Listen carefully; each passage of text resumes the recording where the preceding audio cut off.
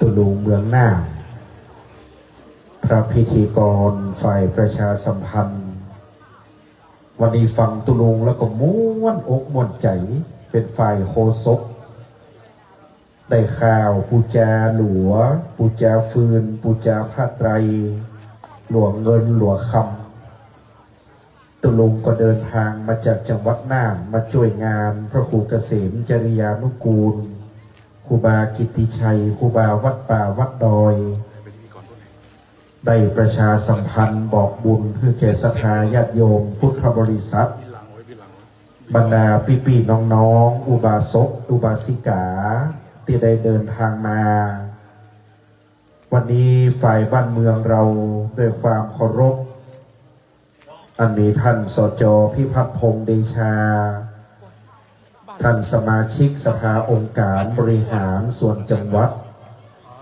เขตอำเภอเชียงดาววันนี้ขอปสจ.ได้เป็นต้นเป็นประธานผู้หลักผู้ใหญ่ท่านนายกกำนันผู้ใหญ่บ้านสารวัตรแพทย์ผู้ช่วยท่านนายกเทศมนตรีรองนายกเลขาที่ปรึกษาประธานสภาและสมาชิกสภากำนันผู้ใหญ่บ้านปอกแก่บ้านบ้านเฮาต่างมะกงต่างมะเยาบ้านใกล้คณะแก่วัดวยาวัจกรกรรมการต่างมะกงศรัทธาวัดเฮานั้นแม้ว่าจะเป็นบ้านน้อยแต่ว่าเป็นศรัทธาบ้านใจใหญ่ที่อนุเคราะห์สงเคราะห์งานของตุลุงครูบาเมืองงานของตุปีดวงจันทร์ออกมาให้งดงามทุกประการในขณะนี้กล่าวถวายความเคารพหลวงพ่อเจ้าพระครูบุรีตลการนุรักษ์ที่ปรึกษาเจ้าคณะจังหวัดเชียงใหม่เจ้าวาดวัดอินทารามเมืองเชียงดาวหลวงพ่อเป็นเจ้าคณะผู้ปกครองสงฆ์ตนเมตตามีพรรษายุการสูงสุดกว่าคณะสงฆ์ทั้งปวงได้เมตตาเป็นประธานสงฆ์ในการสวดพระพุทธมนต์ธรรมนิยามสูตรวันนี้บารมีธรรมหลวงพ่อพระครูโอภาสศิลวิบูรณ์เจ้าคณะอำเภอเชียงดาวครูบาหลวงวัดห้วยไส้ในนามเจ้าคณะผู้ปกครองสงฆ์ใหญ่แห่งเมืองเชียงดาววันนี้หลวงพ่อพระครูโอภาสศิลวิบูรณ์เป็นเจ้าคณะอำเภอที่เมตตาและเป็นหลวงพ่อเจ้าคณะอำเภอที่บรรละบขว้างลูกศิษย์เข้าถึงได้ง่ายหลวงพ่อเจ้าคณะอำเภอวัดห้วยไส้เดินทางมาไปประจำการติดโต๊ะผ้าไตรปังสุกุลเป็นภาพที่ประทับใจเทพชัตเตอร์นิ้วทองคำก็เก็บภาพหลวงพ่อโอ้เจ้าคณะอำเภอไปเป็นต้นแบบของคณะสงฆ์ทั้งปวงเพราะว่าวันนี้หลวงพ่อพระครูโอภาสศิลวิบูรณ์มาถึงปุ๊บไปประจำการเป็นประธานแห่งลูกพระลูกเนนจักภาพปังสุกุลติสภามาตามหลวงพ่อว่าไม่ถือตัวหลวงพ่อเป็นต้นแบบของคณะสงฆ์ที่งดงามโดยศีลาจารวัตรอีกรูปหนึ่งนี่ครูบาอาจารย์เมืองเชียงดาวนอกจากนั้นวันนี้ท่านพระครูโกศลสังฆพิทักษ์รองเจ้าคณะอำเภอเชียงดาววัดพระนอนศพข้ากระเดียวท่านพระครูพิทักษ์พัฒนาธรรองเจ้าคณะอำเภอเชียงดาวหลวงพ่อวัดจรูนวัฒนารามก็ได้เมตตาอีกสักครู่เดินทางมาถึงก็จะได้น้อมนำเข้าสู่พิธีการวันนี้พระครูเกษมจริยานุกูลครูบากิตติชัยครูบาวัดป่าวัดดอยเจ้าคณะตำบลปิงโกงเขต1เจ้าวาดวัดป่างมะกงได้รับภาระธุระของคณะสงฆ์ฝ่ายสาธารณสงเคราะห์ว่าเมื่อมีตัวเจ้าพระเนรมรณภาพหรือคณะศพไร้ญาติเปิ้นก็จะเอามาที่ป่างมะกงเชียงดาวได้มาตั้งผาสาดแก้วพิมานคำครูบาเมืองเขานี่เปิ้นมีบุญกับตุปีดวงจันทร์ละสังขารไปครูบากิตติชัยก็ราธนามาไว้ที่วัดป่างมะกงป่างมะกงส่งสการไปละหลายรูปเป็นรูปไปมาถึงครูบาเมืองทิตัสโธตุปีพระดวงจันทร์คันหสีโล ก็ได้มามรณภาพลักสังขารศิษยานุศิษย์ว่าปางบะกงนี่ครูบากิติชัยเป็นครูบาวัดป่าวัดดอยนักบุญแห่งขุนเขาเปิดถวายน้ำใหม่ลงหนังสือพิมพ์ว่าครูบาลงศพแปลงลงศพต่อลงศพบริจาคเป็นสาธารณประโยชน์ถามว่าถ้ามาฮับโฮงศพฟรีหรือว่าล่องฟรีต้องมาที่วัดปางบะกงครูบากิติชัยเปิดแปลงตามดังนั้นแต่ละล็อตแต่ละชุดรถกระบะของแต่ละวัดก็จะมาต่างเอาที่วัดปางบะกงไปเรื่อยๆตามลำดับดังนั้นครูบาเมืองก็เป็นพระมหาเถระเพราะว่าครูบาพรรษาได้31อายุครูบาเมืองได้89วษา31เป็นพระมหาเถระเมื่อครั้งยังดำรงธาตุขันธ์อยู่ครูบาเมืองก็ไปนั่งปรกอธิษฐานจิตอยู่ตลอดออกวัตถุมงคลไปหลายรุ่นครูบากิติชัยนี่ดูแลหลวงปู่ครูบาเมืองมาตลอดจนครูบาได้ละสังขารไปก็ตั้งสรีระร่างไว้ยังวัดเฮาแห่มรูปหนึ่งตุปีดวงจันทร์หน่อเนื้อเชื้อไขเมืองปาวก็ได้มารับเมตตาจากท่านพระครูบุญญาพิวัตรสมัยนั้นเป็นรองเจ้าคณะอำเภอครูบาวัดอุตรามวังจอมเป็นพระอุปชาและก็พระครูประภัสสังฆกิจเจ้าวาดรูปปัจจุบันเป็นพระกัมมวาจาจารย์ยกยอเป็กพระดวงจันทร์คันธสีโลขึ้นดังนั้นในสมัยก่อนตุปีหรือตุลุงดวงจันทร์นี่อายุได้65วษา19ก็แปลว่าบวชมายาวนานพอสมควรดังนั้นจึงถือได้ว่าทั้งสองรูปเป็นพระสงฆ์ที่ได้บำเพ็ญเพียรสมณธรรมเกิน15ปีทั้งสองรูปดังนั้นคนบักเก่าโบราณว่าตุเจ้าบวชได้วันเดียวก็เป็นสังฆะบันนับตุนับพระก็คือนับผ้าเหลืองบันนับต่อเฟืองก็คือนับเม็ดเข้าดังนั้นคนเมืองล้านนาโดยเฉพาะคนเชียงดาวโดยเฉพาะบ้านปางบะกงเฮาเคารพนับถือในครูบาสังฆะเป็นอย่างยิ่งตอนนี้ระหว่างนี้ได้พเดียงสงฆ์ครูบาอาจารย์นิมนต์อยู่ประมาณ45-50รูปได้เมตตานั่งเทียบอาสงฆ์ก็ได้หลวงพ่อรองวัดจรูนวัฒนารามอีกรูปหนึ่งทัดหลวงพ่อเจ้าคณะอำเภอเขาก็จะได้น้อมนำเข้าสู่พิธีการวันนี้ครูบาเมืองเปิ้นมีบุญได้มาอาศัยบารมีธรรมพระครูเกษมจริยานุกูลมาละสังขารที่ปางบะกงครูบาก็มีบุญนะครับหนึ่งดังนั้นกระเดียวหลวงพ่อมีเถระบัญชาว่าเริ่มไปเลยกระเดียวครูบาวัดจรูนมาทีหลังก็จะได้นำช่วยกันสวดพระพุทธมนต์ไปตามลำดับดังนั้นได้สมัยการเวลาเพราะว่าแดดร่มลมตกบ่ฮือมืดลำไปบ่ฮือแจ้งลำไปณบัดนี้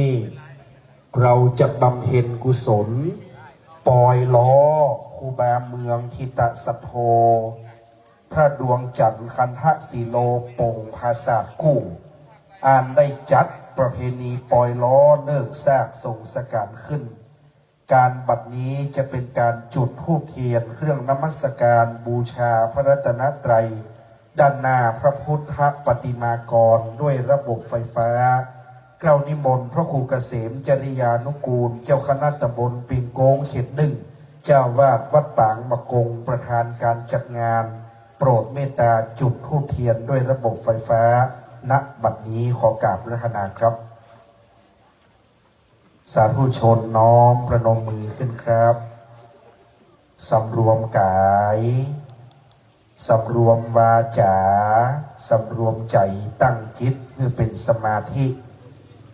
ท่านพระครูเป็นนักบุญแห่งขุนเขาครูบาวัดป่าวัดดอยได้จัดงานเฮตุลุงครูบาเมืองตุปีดวงจันทร์อย่างดีงามจากนั้นเชิญอาจารย์มหาถาวรมาถึงพอดีอาจารย์มหาเกณฑ์ขันศิลป์ด้านหน้าท่านพระครูบุรีตลการนุรักษ์ที่ปรึกษาเจ้าคณะจังหวัดเชียงใหม่อาจารย์มหาถาวร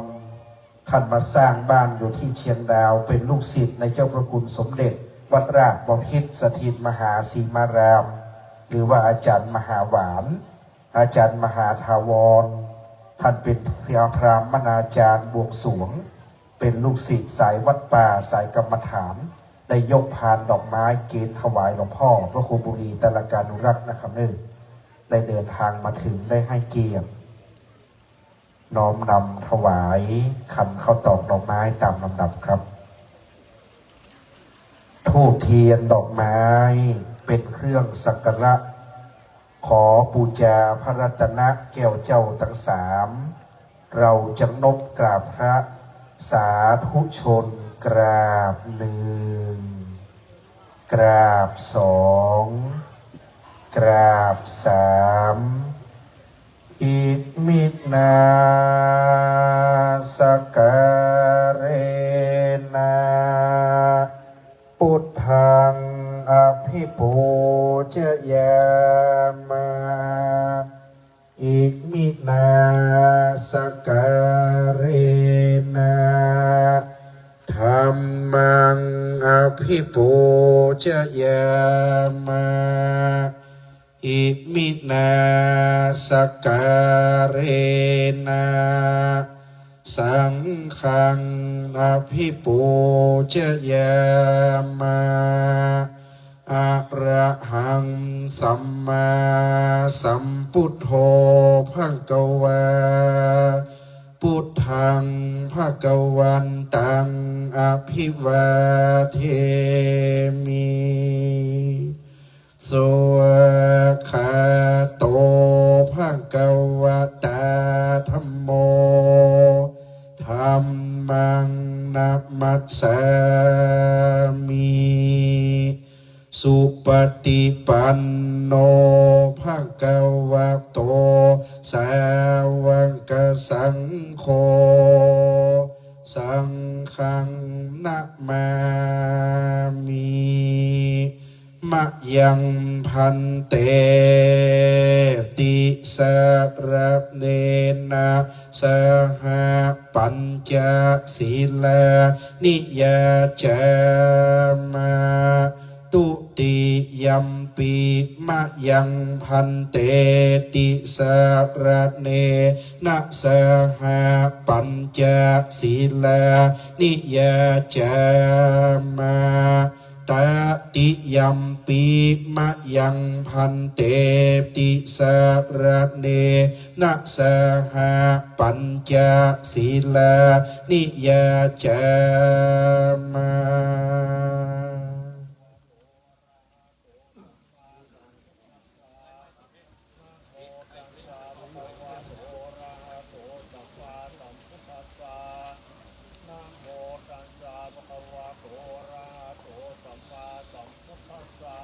นะโมตัสสะภะคะวะโตอะระหะโตสัมมาสัมพุทธัสสะนะโมตัสสะภะคะวะโตอะระหะโตสัมมาสัมพุทธัสสะนะโมตัสสะภะคะวะโตอะระหะโตสัมมาสัมพุทธัสสะธังสรณังคัจฉามิ พุทธังสรณังกัจฉามิ นังคัจฉามิ ธัมมังสรณังกัจฉามิ นังคัจฉามิ สังฆังสรณังกัจฉามิ พุทธังสรณังคัจฉามิ ตุติยัมปิพุทธังสรณังกัจฉามิ ธัมมังสรณังคัจฉามิ ตุติยัมปิธัมมังสรณังกัจฉามิ สังฆังสรณังคัจฉา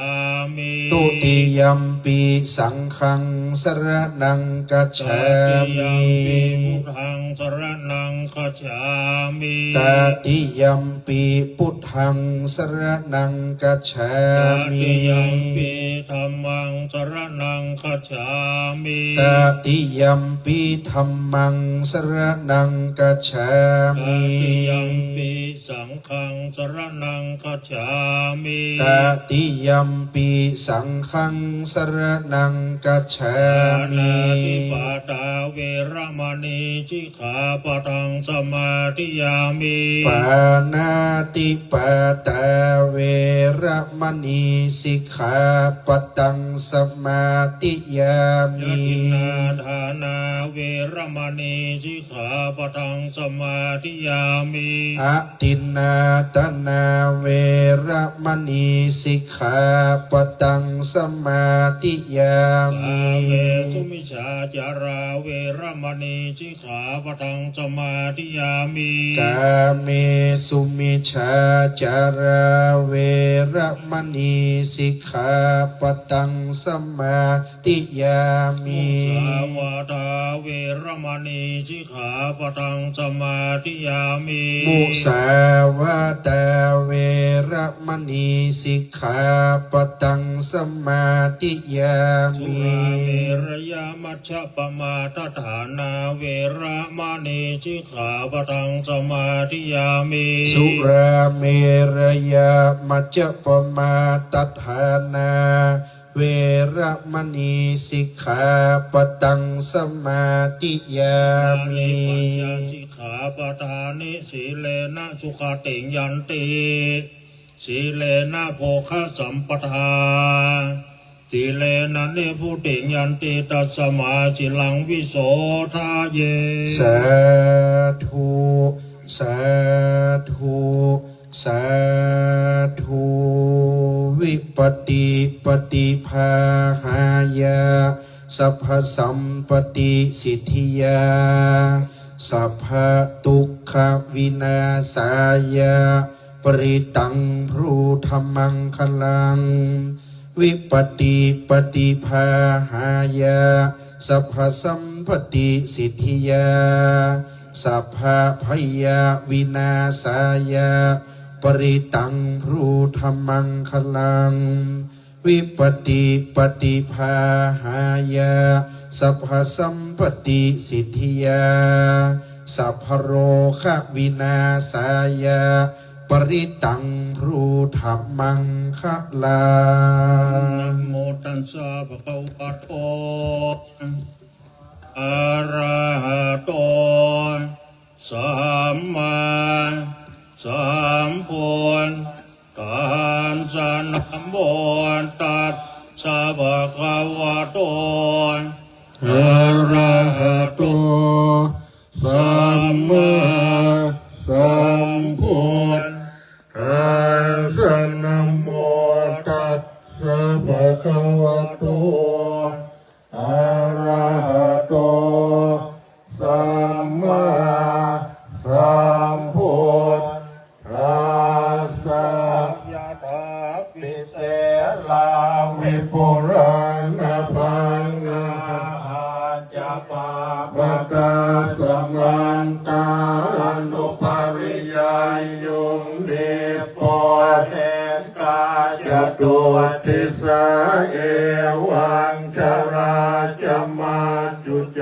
ทิวัตันติปานิโนกาติเยพระมเนเวเสโสเตจันดังระโพตุเสนเกียนจิปริวาเจติสาปะเม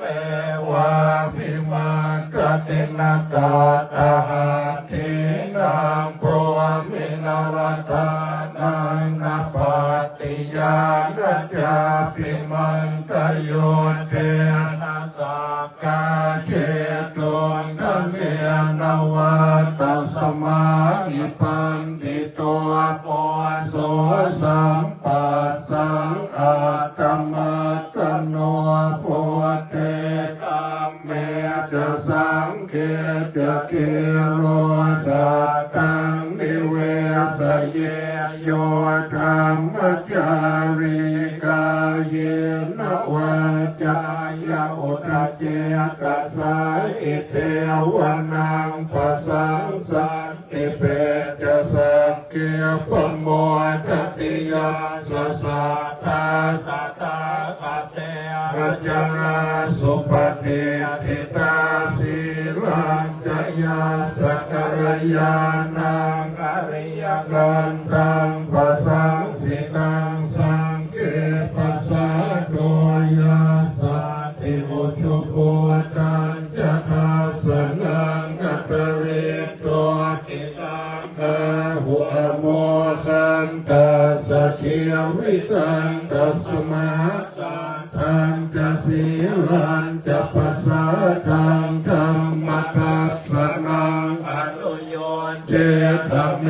ธาเวสรังพุทธานัสสะนันติเอกังสมัยยังภควาสาวัตติยังวิหารติเจตวันเนหนาถเปียนนิกาสารามิตาตะโขภควาภิกขุอามันเตสิเปตาวอิปตังเตติเตภิกขุภควโตปัจจโสสุภควาเอตตะโวจาภาวะภิกขเวตถาคตานังอนุปาทาวะตถาคตานังติตาวะสาตตุตัมมาติตตาธัมมนิยามตาสัพเพสังขาราอนิจจติตังตถาคตอภิสัมโพจปิอภิสัมเมติอภิสัมโพจิตวาอภิสัมเมตวาอาทิกติเตติปัญญาเปติปัฏฐเป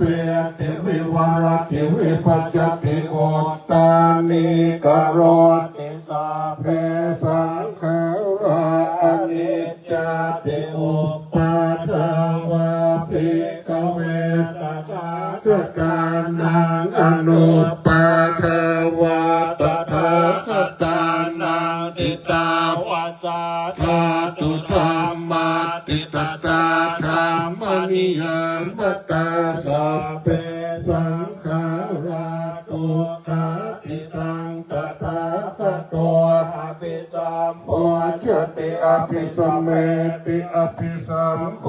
จิตวาอภิสัมเมตวาอาทิกติเตเสติปัญญาเปติปัฏฐเปติวิวารติวิปัจจติโอตตานิกโรติสัพเพสังขาราทุกขาติอุปาทาวะภิกขเวตถาคตานังอนุปาทาวะตถาคตานังติตาวะสาธาตุธัมมาติตตาธัมมนิยามตาสัพเพธัมมาอนัตตาติตังตถาคตอภิสัมโพจติอภิสัมเมติอภิสัมโพจิตวาอภิสัมเมตวาอาทิกติเตติปัญญาเปติปัฏฐเปติวิวารติวิปัจจติอุตตานิกโรติสัพเพธัมมาอนัตตาติธัมมวจะภควาอัตตมนาเตภิกขุภควโตภาสิตังอภินันทุติสังขาราอนิจจติยถาปัญญายปัสสติอัตถมิเป็นตติโตเตเอสัมมาโกวิสุทธิยาสัพเพสังขาราทุกขาติยถาปัญญายปัสสติอัตถมิเป็นตติโตเตเอสัมมาโกวิสุทธิยาสัพเพธัมมาอนัตตาติยถาปัญญายปัสสติอัตถมิเป็นตติโตเตเอสัมมาโกวิสุทธิยาอัปปกาเตมโนเสสุเยจนาปารกามิโนอัฏฐายังอิตราปจจติระเม วาตุตาวติเยจะโคสัมปทาคาเตธัมเมธัมมานุวัติโนเตชนาปรเมสันติมัจจุทัยยังสุโธตารังกันหังธรรมังวิปหายสุกังภาเวทิปังทิโตโอกาอโนกัมมากรรมวิเวเกยัตตะตัวระมังกัตตราภิรติเมชัยยหิตวาเมอากินจันโนปริโยทปายาอัตตานังปิตะเกเสหิปันติโตเยสังสังโพธิยังแกสุสัมมาจิตตังสุภาวิตังอาทานปฏินิสักเกอนุปาทายะเยรตาลาสวาชุติมันโตเตโลเกปริเนพุทธาติจยาสังขาราสังขาราปัจจยาวิญญาณังวิญญาณปัจจยานามรูปังนามรูปปัจจยาสลายตนังสลายตนะปัจจยาปัสโสปัสสะปัจจยาเวทนาเวทนาปัจจยาตัณหาตัณหาปัจจยาอุปาทานังอุปาทานปัจจยาภวะปัจจยาชาติปัจจยาชรามรณังโสกปะเรเทวทุกขโทมนัสสุปายาสาสัมภวันวเมตาสเกวลาสตุกขากันตาสัสสมุทัยโยโหติอวิชชายตเววะเสสวิราคนิโรธาสังขารนิโรธสังขารนิโรธาวิญญาณนิโรธวิญญาณนิโรธานามโรปนิโรธนามโรปนิโรธาสลายตนะนิโรธสลายตนะนิโรธาปัสสนิโรธปัสสนิโรธาเวทนานิโรธเวทนานิโรธาตัณหานิโรธตัณหานิโรธอุปาทานนิโรธอุปาทานนิโรธภวนิโรธภวนิโรธาชาตินิโรธชาตินิโรธาจรามรณังโสกปริเทวโตกโตมนัสสุปายาสานิโรจันติเอวเมตัจเกวลาสตุขากันธาสนิโรธโหติปาตุภวันติธัมมาอาตาปิโนชายโตพระมนัสสะทัสสะกังขาวปยันติสัพพายโตปัจจานาติสะเหตุธัมมังยตาหะเวปาตุภวันติธัมมาอาตาปิโนชายโตพระมนัสสะทัสสะกังขาวปยันติสัพพายโตขยังปัจจยานังอเวทิยทาหะเว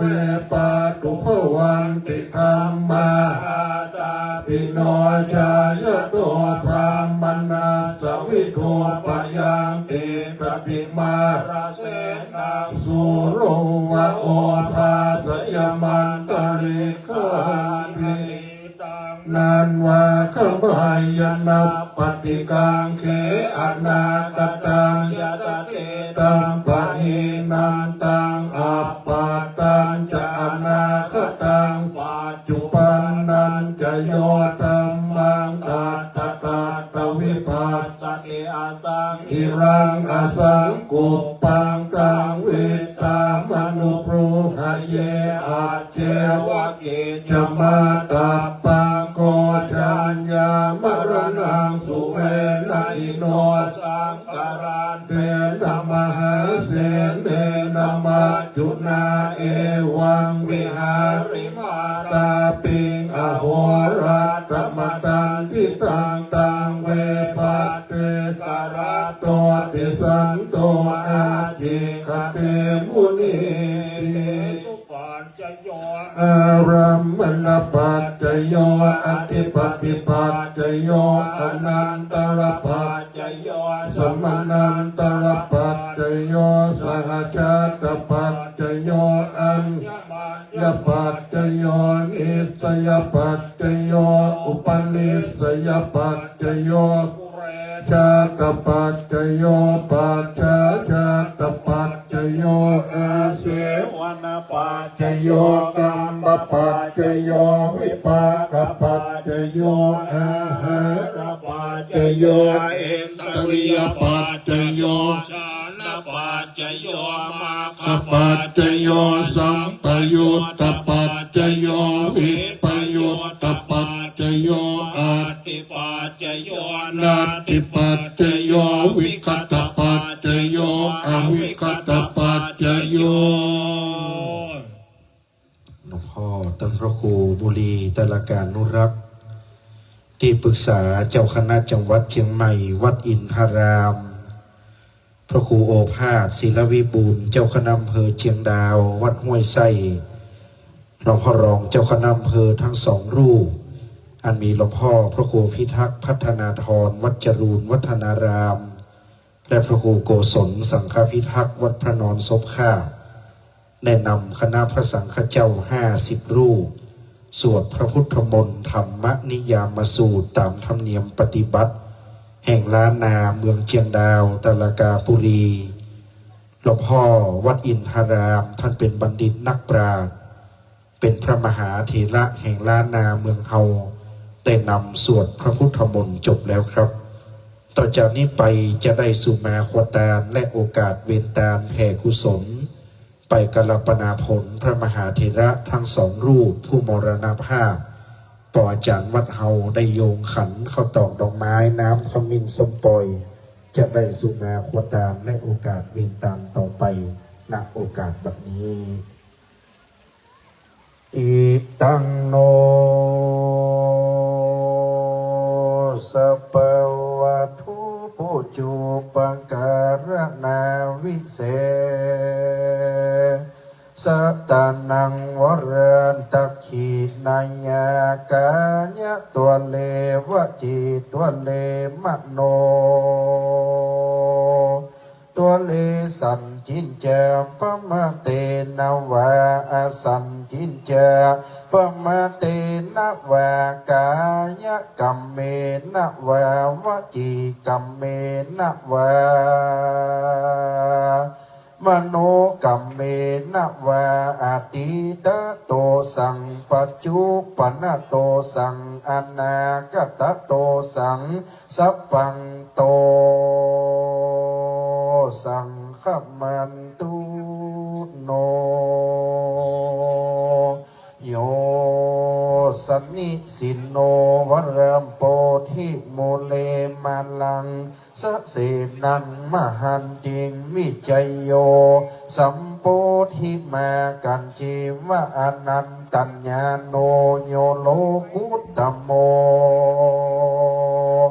ตังปนามามิพุทธังตังปนามามิธัมมังตังปนามะเทวดารุกขีสลีกุตาอมมาตนจำบุญและตนจำบาปตนจำน้ำหยาดหมายตานตั้งพระยามานตนใจหานหาดหาวติบเตเต้าไปบนหนอากาศไปไตรวาดธรณีเทวดาอันรักษาวัดปางมะกงเชียงดาวอันรักษาเมืองเชียงดาวอันมีเจ้าหลวงสุวรรณคำแดงรักษาเก่งปันเต้าเล่ทำหลวงเมืองเชียงดาวอันเป็นอาฮักใหญ่นครเชียงใหม่เป็นเก้าก็ขอ อันเจิญมวลหมู่เจ้าเข้ามาสู่โมตำนาตานซึ่งวรคียาเจ้าสมณศรัทธาเลมูลศรัทธาผู้แค่ตั้งหลายจักได้ฮือตามในตีแค่กาลบัดนี้ยามนี้นั่นจุงจะมีเตี้ยงแต่ดีลีสาธุโอกาสะพันเตคาแต่พระติหันไลรัตนพันแผ่วพระแก้วเจ้าตั้งสามพระการในตีขากาลบัดนี้นาก็หากเป็นวันดีติธีอันวิเศษเหตุว่าบัดนี้จะได้ทรงสักการตานคาตามโบราณแบบเบาปล่อยล้อบะเก่าแห่งพระภิกขุสังฆะสืบแต่เดิมมาบัดนี้หมายมีเจ้าสมณศรัทธาและมูลศรัทธาผู้แค่ตั้งหลายตั้งไปในและไปนอกภายในหมายมีท่านพระครูเกษมจริยานุกูลพระครูบากิติชัยเจ้าคณะตำบลปิงโก้งเขตหนึ่งเจ้าอาวาสวัดปางมะกงนักบุญแห่งขุนเขาครูบาวัดป่าวัดดอยเป็นเก้ากับตังพระภิกขุสังฆเจ้าจุตนโหนแห่งห้องไปนอกหมายมีท่านสจ.พิพัฒน์พงษ์เดชาพร้อมโดยท่านนายกรองนายกเลขาที่ปรึกษาประธานสภาสมาชิกสภาเทศบาลตำบลปิงโก้งกำนันผู้ใหญ่บ้านสารวัตรแพทย์ผู้โจยกับตังแก่วัดแก่บ้านล่ามวัดเลขวัดอาจารย์วัดวิยาวัจกรสัทธาตีนจองห้องวัดปางมะกงจุหลังคาหอเรือนต่างคนก็ต่างเป็นตนเป็นประธานก็ได้มาเล็งหามยังสรีละร่างสังขาร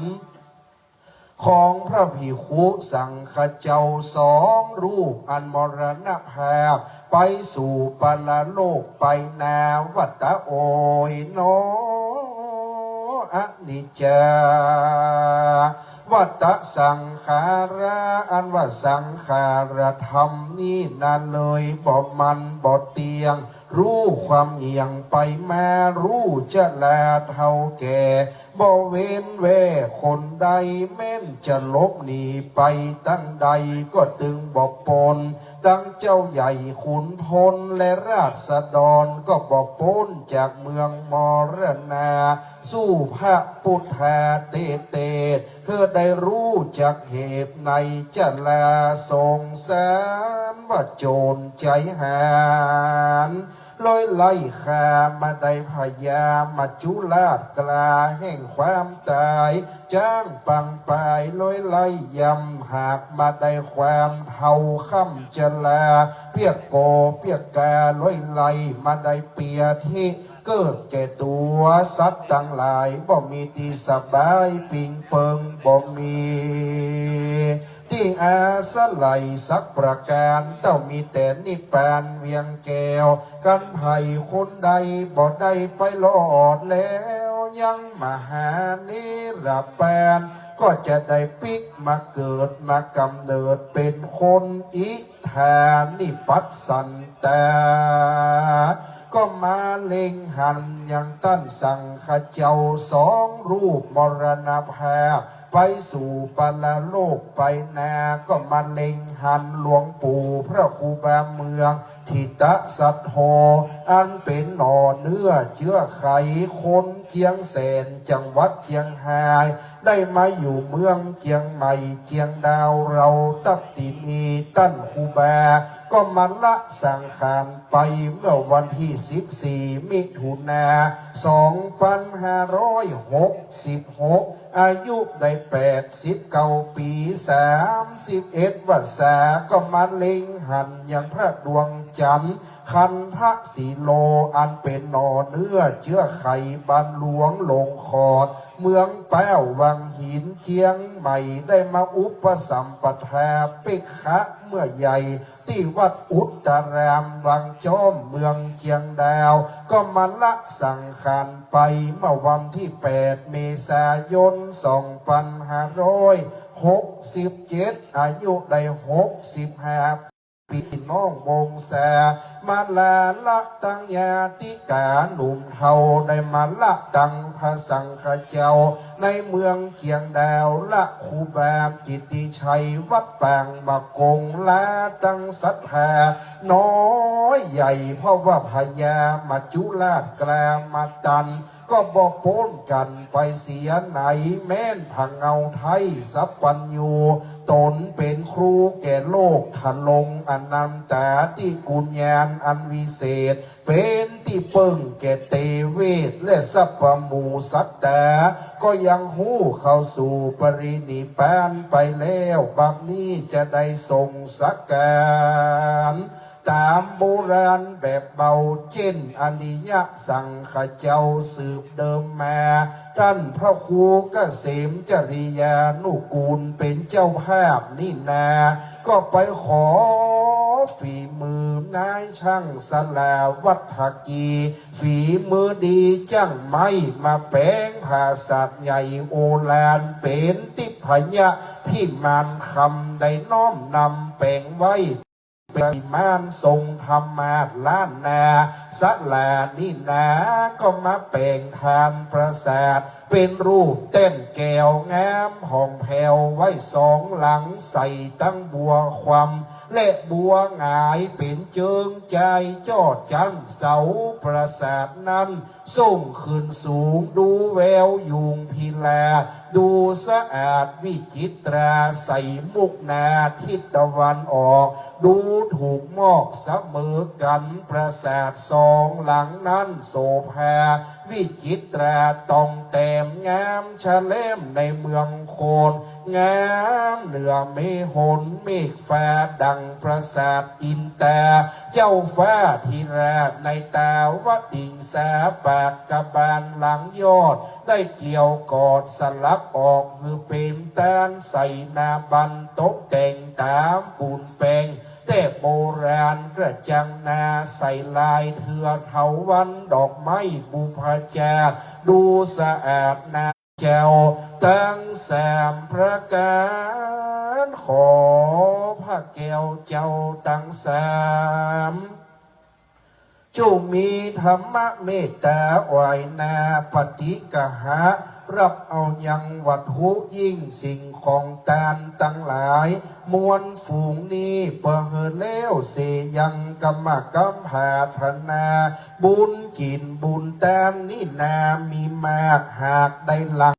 บริโภคได้โป้นเสียยังตียากได้พรากเสียยังติดตุกได้เถิงสุขในตีคากาลบัดนี้แม้นว่าดวงวิญญาณอยู่ไกล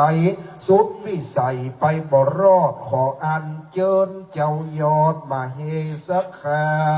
เทวบุตรและเทวดาตนมีอิทธิฤทธิแก่กล้าจุ่งนำประวัติข่าวสารบุญกินบุญตานจุจอดรอดเหิมเติงแก่ดวงวิญญาณไปรอดมายามเจ้าเฮได้กลับกลายเป็นดังจังหันคือว่าข้าบเขาง่ายไปรอดมายามควายก็ได้กลับกลายเปลี่ยนดังฉีวระแผ่นพันพาไปรอดมายามลาเพื่อได้เป็นอาสนาที่อยู่ที่นอนไปรอดมายามตอนก็ได้เป็นเขาติบน้ำติบ10 ประการเป็นอลังการอันประเสริฐเป็นรัตนมาพิมานมนเทียนทองเป็นสุวรรณเกินคำ กายฟ้าเป็นดังมาอาจารย์ในเป็นปาทยะเขาห่อเป็นเรือนาวา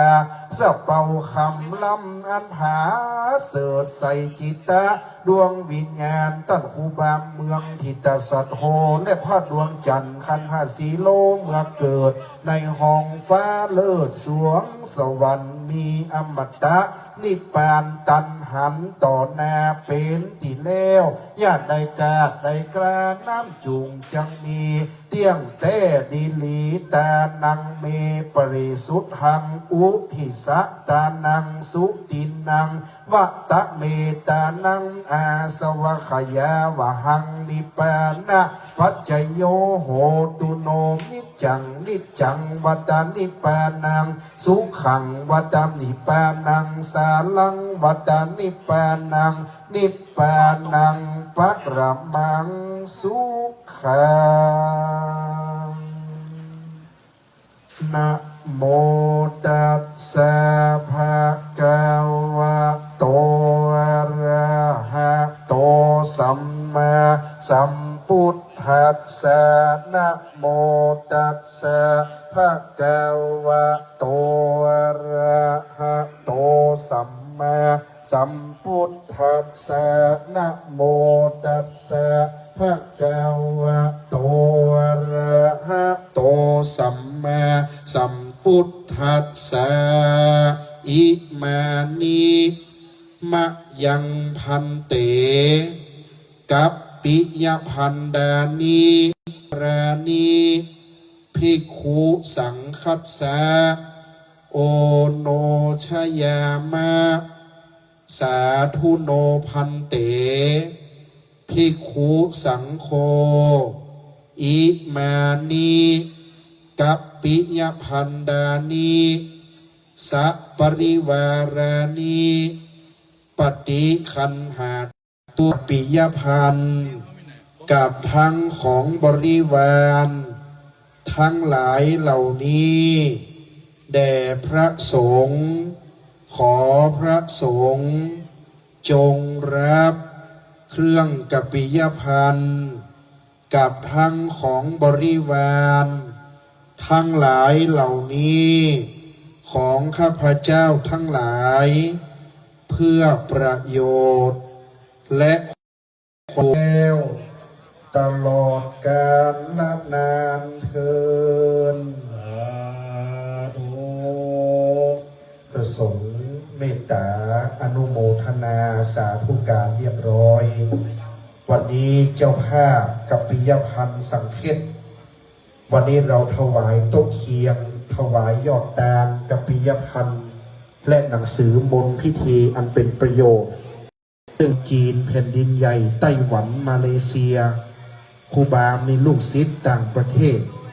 ครูบาเมืองกับตุปีดวงจันทร์มันละสังขารติปางมะกงมาอยู่ใต้ร่มเงาพระครูเกษมจริยานุกูลพ่อพิธีวันนี้ภาษากู้โลงติดใส่หลวงปู่ก็เป็นโลงแก้ว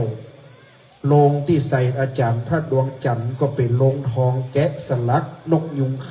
ำของกีด้านนั้นตุลุงครูบาเมืองตุลุงตุปีดวงจันทร์นี่เพิ่นมีบุญเพราะพระครูเกษมจริยานุกูลท่านอนุเคราะห์สงเคราะห์และมีโยมทั้งในและต่างประเทศกินตาลปล่อยล้อจึงงดงามบัดนี้นิมนต์พระครูเกษมจริยานุกูลเป็นประธานเจ้าภาพ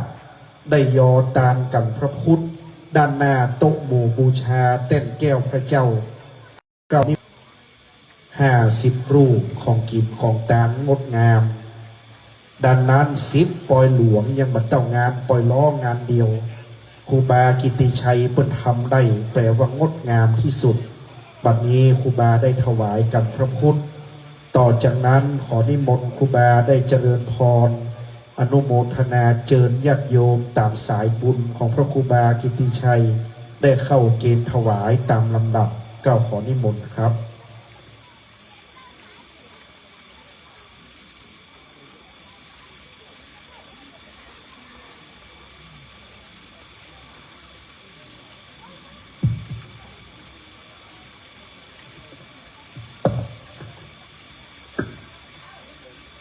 โอ อกาสกับ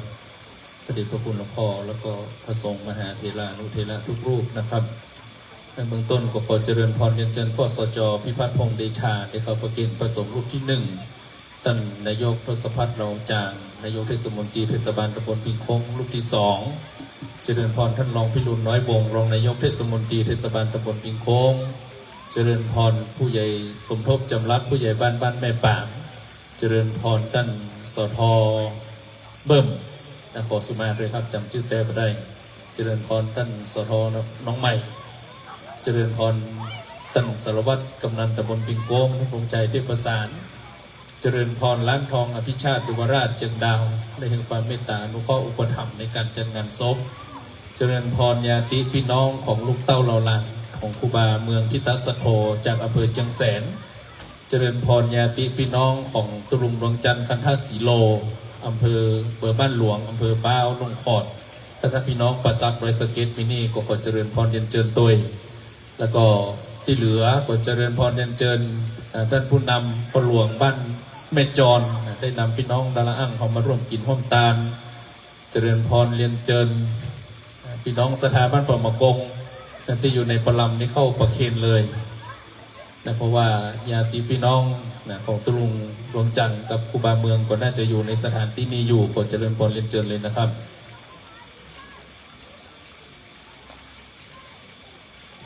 เนื่องจากว่าเจ้าภาพเจ้าศรัทธาส่วนมากอยู่ต่างประเทศหมดมันสามารถจะมาประเคนได้ฉะนั้นก็เปิดโอกาสให้ศรัทธาญาติโยมเขาตั้งหลายได้เข้าประเคนแทนได้เลย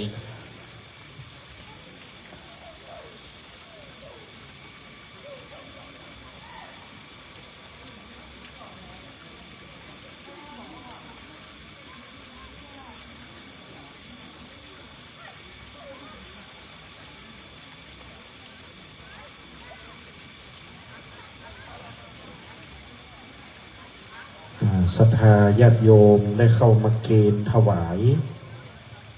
พี่น้องแต่ละอั่งมาช่วยกันเกณฑ์ได้เนิ่เอาบุญร่วมกันนะครับตั้งในนี่วันนี้ศรัทธาบ้านป่างมะกงได้จัดปล่อยล้อถวายตุลุงทั้งสองรูปครูบากิติชัยท่านได้ทำงดงามถ้าว่าโดยทั่วไปครูบาสังฆะถ้าว่าอู้กันแต่บัจใจตู้เจ้าหลวงบัจใจตู้เจ้ารองประสาทสูงอย่างอีนี่บัได้เกิดขึ้นครูบากิติชัยเป็นทำฮือตุลุงครูบาเมืองทำฮือตุลุงดวงจันทร์อย่างงดงามประสาทหลังนี้เป็นภาษากู้ว่าโป่งวันเดียวกันหาแปลงฮือบางฮือน้อยกว่าไข่รูปใดเอาเต้ากันถึงสองรูปดังนั้นพี่น้องเชียงแสนก็มาพอมาหันโอ้ตุลุงเฮาลูกจากเมืองเชียงแสนมาอยู่เชียงดาวมาละสังขารบ้านเฮามรณภาพที่เชียงดาวก็มาเปิ่งใบบุญครูบาวัดป่างมะกงจัดปล่อยล้อของตุลุงอย่างงามศรัทธาบ้านหลวงลงขอดเมืองป้าวญาติพี่น้องจากเมืองป้าวก็มาส่งตุปี้โดยตุลุงดวงจันทร์ก็ได้หันภาษาแล้วก็ดีใจว่าตุลุงไปดีไปงามดังนั้นก็ถือว่างดงามของกินของทานลูกศิษย์ตันครูบาเป็นอยู่ต่างประเทศอยู่สหรัฐอยู่สิงคโปร์เมืองจีนฮ่องกงไต้หวันดังนั้นมากึดกินกึดทานวันนี้ครูบาอาจารย์บ้านเฮานิมนต์ตุเจ้าหลายนะครับเนอะสั่งเค็ดเป็นโต๊ะเป็นของกินของทานอย่างดีไม่ซักมดดังนั้นพิธีก็เรียบร้อยเป็นแบบเป็นแผนวันนี้หลวงพ่อนำสวดพระพุทธมนต์ปูจาไฟไหว้พระรับศีลสถานที่ก็งามพิราบทุกประการดังนั้นก็ไปดีไปงามทั้งสองรูปบัดนี้ถวายครบถ้วนแล้วเจ้านิมนต์หลวงพ่อพระครูบุรีตาลการนุรักษ์นำคณะสงฆ์อนุโมทนาครับ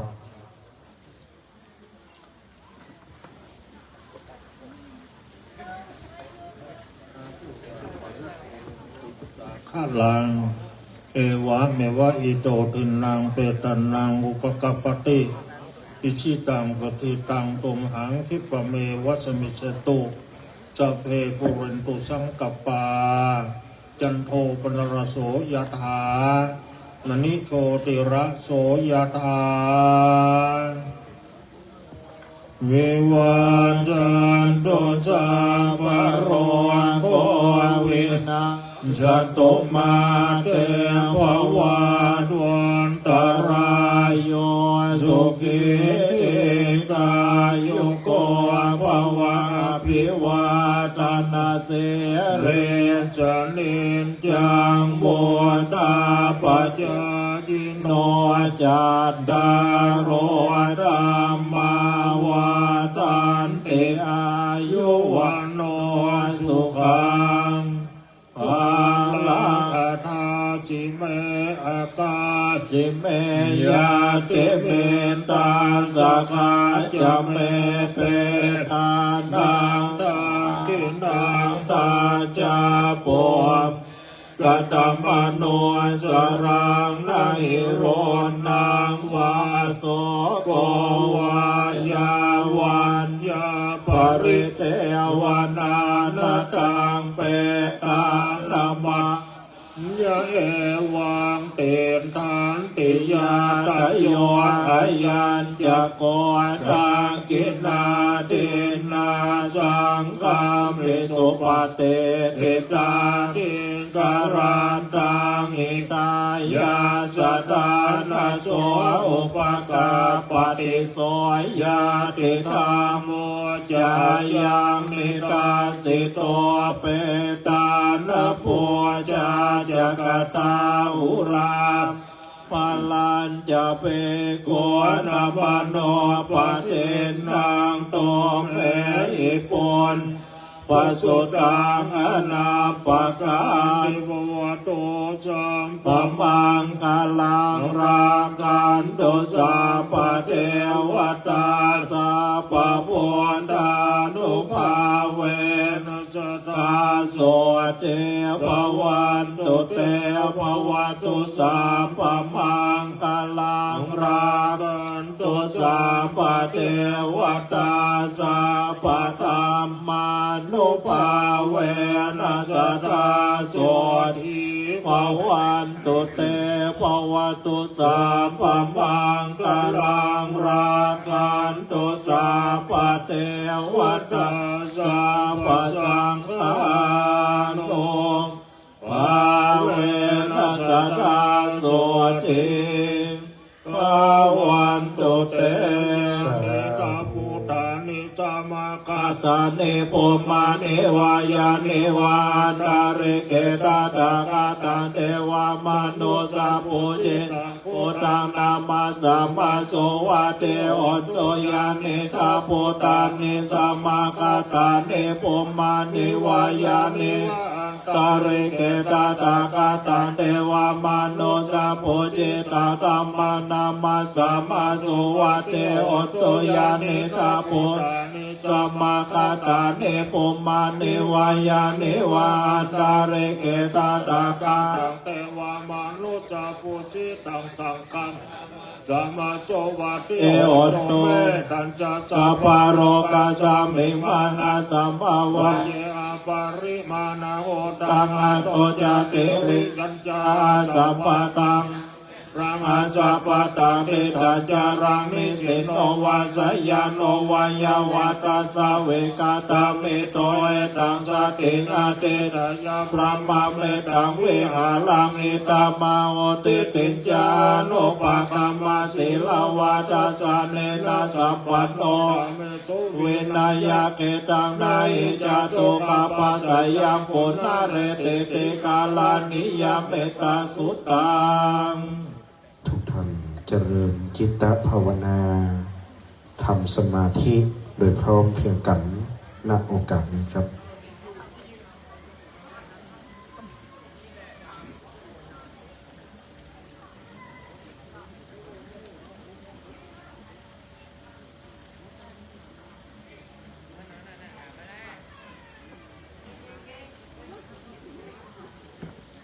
สมควรแก่เวลาตั้งกำหาธนาญาน้ำแผ่เมตตาพร้อมกันสิไป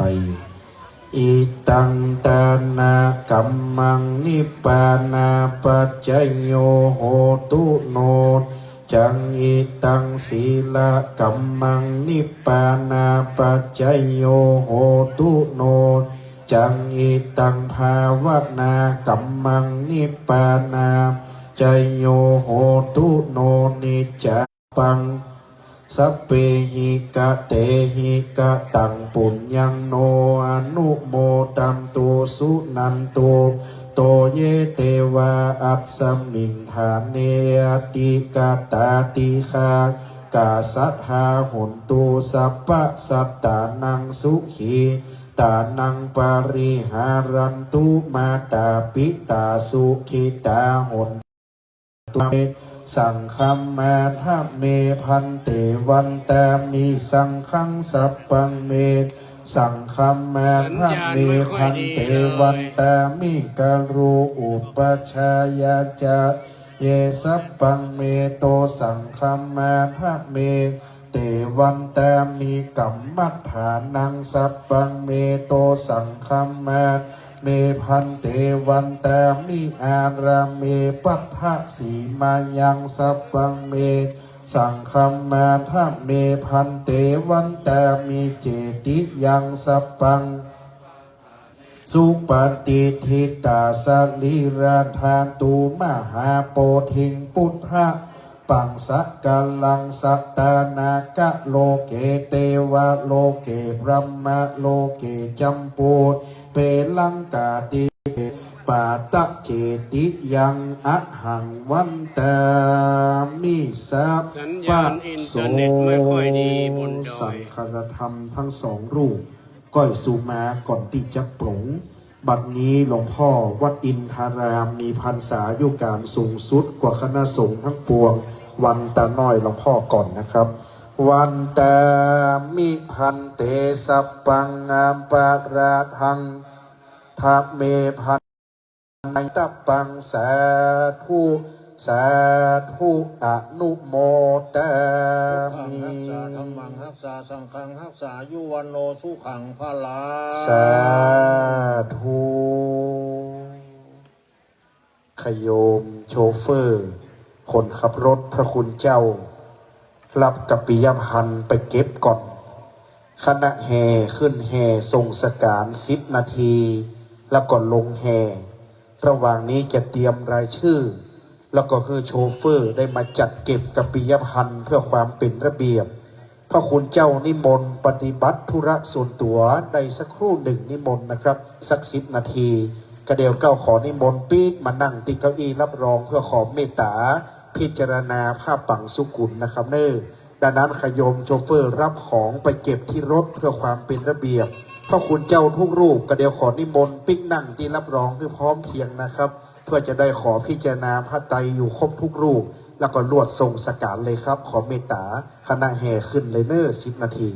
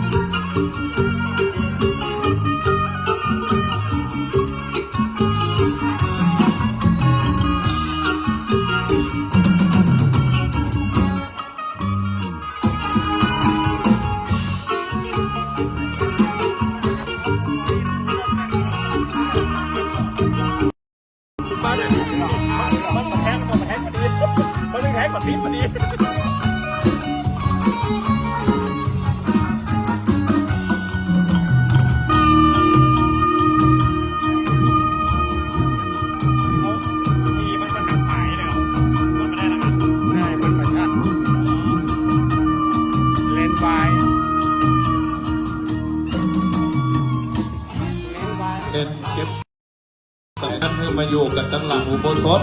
สถานญาติโยมเขาตั้งหลายได้มาอยู่กันตั้งอุโบสถตั้งหลังอุโบสถเดี๋ยวสักครั้งก็จะได้เริ่มพิธีทอดผ้าเป็นลำดับต่อไปแล้วก็จะได้เริ่มสร้างทรงสการครูบาเมืองแล้วก็ตุลุงนานเป็นพระราชสุดท้ายที่เขาตั้งทั้งหลายได้ร่วมด้วยช่วยกันทำกระผมในนามเจ้างานก็ต้องกราบในเมตตาบารมีของหลวงพ่อพระโกบุรีตระการนุรักษ์ที่ปรึกษาเจ้าคณะจังหวัดเชียงใหม่หลวงพ่อพระโกภาสศิลวิบุลหลวงพ่อเจ้าคณะอำเภอเชียงดาวพร้อมด้วยหลวงพ่อพระโกโกศลสังฆพิทักษ์รองเจ้าคณะอำเภอเชียงดาวหลวงพ่อพระโกพิทักษ์พัฒนาธรรองเจ้าคณะอำเภอเชียงดาวหลวงพ่อเจ้าคณะตำบลทุกตำบลพระเลขานุการพระมหาเถรานุเถระทุกลูกที่ได้โปรดเมตตามาในงานประชุมเมืองซบของหลวงปู่ครูบาเมืองพิทักษ์สโภพระดวงจันทร์คันธสีโลอนุโมทนาบุญขอบคุณพระสจพิพัฒน์พงษ์เดชาท่านในทศพัฒน์เราจากนายกเทศมนตรีเทศบาลตำบลปีโก้ท่านรองนายกคณะผู้บริหารผู้ใหญ่บ้านแล้วก็บรรดาแขกผู้มีเกียรติทุกท่านที่ได้เดินทางมาร่วมในงานประชุมเมืองซบในวันนี้หากว่าขาดตกบกพร่องประการใดก็ต้องขออภัยกับคณะสงฆ์ขออภัยกับคณะสถาญาติโยมทั้งหลายอาตมาภาพตั้งใจทำการประชุมเมืองซบของหลวงปู่ครูบาเมืองกับตุลุงดวงจันทร์ให้ดีที่สุดเนื่องจากว่าตุลุงดวงจันทร์คันธสีโลนั้นเป็นพระที่ได้ร่วมด้วยช่วยกับอาตมาในการทำโรงศพมอบให้กับสมยากไร้สมอนาถามาโดยตลอดจนถึงแก่มรณภาพโดยมานึกถึงความเจ็บเป็นมานึกถึงความเหน็ดเหนื่อยหลวงปู่ครูบาเมืองก็อยู่กับอาตมาภาพได้10 กว่าปีเพราะฉะนั้นการรังสรรค์ปราสาทหลังนี้2 หลังนี้ก็เกิดจากการได้ตอบแทนคุณงามความดีของตุลุงดวงจันทร์แล้วก็หลวงปู่ครูบาเมืองที่มันดอกวัดวาลามปะกงที่ต่ออาตมาภาพจึงได้ร่วมช่วยกันทำปราสาทแก้ววิมานคำ2 หลังนี้ขึ้นมาโดยใจศาลาในหมู่บ้านปะกงร่วมด้วยช่วยกันทำได้เอาศาลาต่อปราสาทคำก็ศาลาต่อซึ่งเป็นลูกศิษย์วัดดาวดึงวัดบ้านป่าแดดมาเป็นศาลาเก่าในการรังสรรค์ปราสาทแก้ววิมานคำหลัง2 หลังนี้เพื่อสำเร็จรุ่งเรืองไปด้วยดีก็เป็นการบูชาคุณความดีของพระสงฆ์ทั้ง2 รูปที่ได้ทำเพื่อพระพุทธศาสนาได้ทำเพื่อวัดวาอารามมาโดยตลอดเพราะฉะนั้นสถาญาติโยมของท่านทั้งหลายแห่งสักกรรมเนื่องเราจะได้ร่วมกันทรงสกัดดังภาพเป็นวาระสุดท้ายของตุลุงดวงจันทร์และก็ครูบาเมืองซึ่งได้อยู่ด้วยกันมา20 กว่าปีโดยเฉพาะตุลุงดวงจันทร์นั้นอยู่ในอาตมาภาพตั้งแต่เป็นผู้จารย์แต่สมัยอาตมาเป็นเน้นตุลุงก็เป็นผู้จารย์มาโดยตลอดตุลุงบาเมืองนั้นเมื่อก่อนอยู่วัดป่าเลไลเป็นเจ้าวาดอยู่วัดป่าเลไลตั้งแต่ปากนอกพอชราภาพแล้วก็ได้ขอมาอยู่กับอาตมาภาพจนถึงแก่มรณภาพได้มาอยู่กับคณะสงฆ์อำเภอเชียงดาวเมื่อนานพอสมควรเพราะฉะนั้นก็เขาจะเป็นการส่งสกัดตั้งข้ามที่ดีที่สุดทำตามกำลังที่ทำได้ทำแล้วเมื่อเป็นคุณงามความดีเป็นผลบุญกุศลเกิดขึ้นกับจิตวิญญาณของหลวงปู่ครูบาเมืองกับตุลุงดวงจันทร์ทำด้วยความเห็นว่าท่านทั้ง2 โลกมีคุณงามความดีเป็นที่ประจักษ์จึงทำให้ดีที่สุดหลวงปู่ครูบาเมืองมรณภาพได้3 ปีตุลุงดวงจันทร์มรณภาพได้2 ปีเพราะฉะนั้นเขาตั้งหลายรอสักกับเขาก็จะได้เริ่มประกอบพิธีกรรมในทางพระพุทธศาสนาเป็นลำดับต่อไปอนุโมทนากับจังฟ้อนบ้านสาชัยวัดสาชัยศรีแม่ค้อนจึงได้ฟ้อนบูชาคุณงามความดีของหลวงปู่ครูบาเมืองและก็ตุลุงดวงจันทร์ก่อนที่จะเลิกสร้างทรงสการเป็นลำดับต่อไปอนุโมทนาบุญกับโรงทานทุกโรงที่มาตั้งแม่เจ้าแล้วก็แม่เลงจะได้เอ่ยรายชื่อรายนามก็ต้องขออภัยกับโรงทานทุกโรงตัว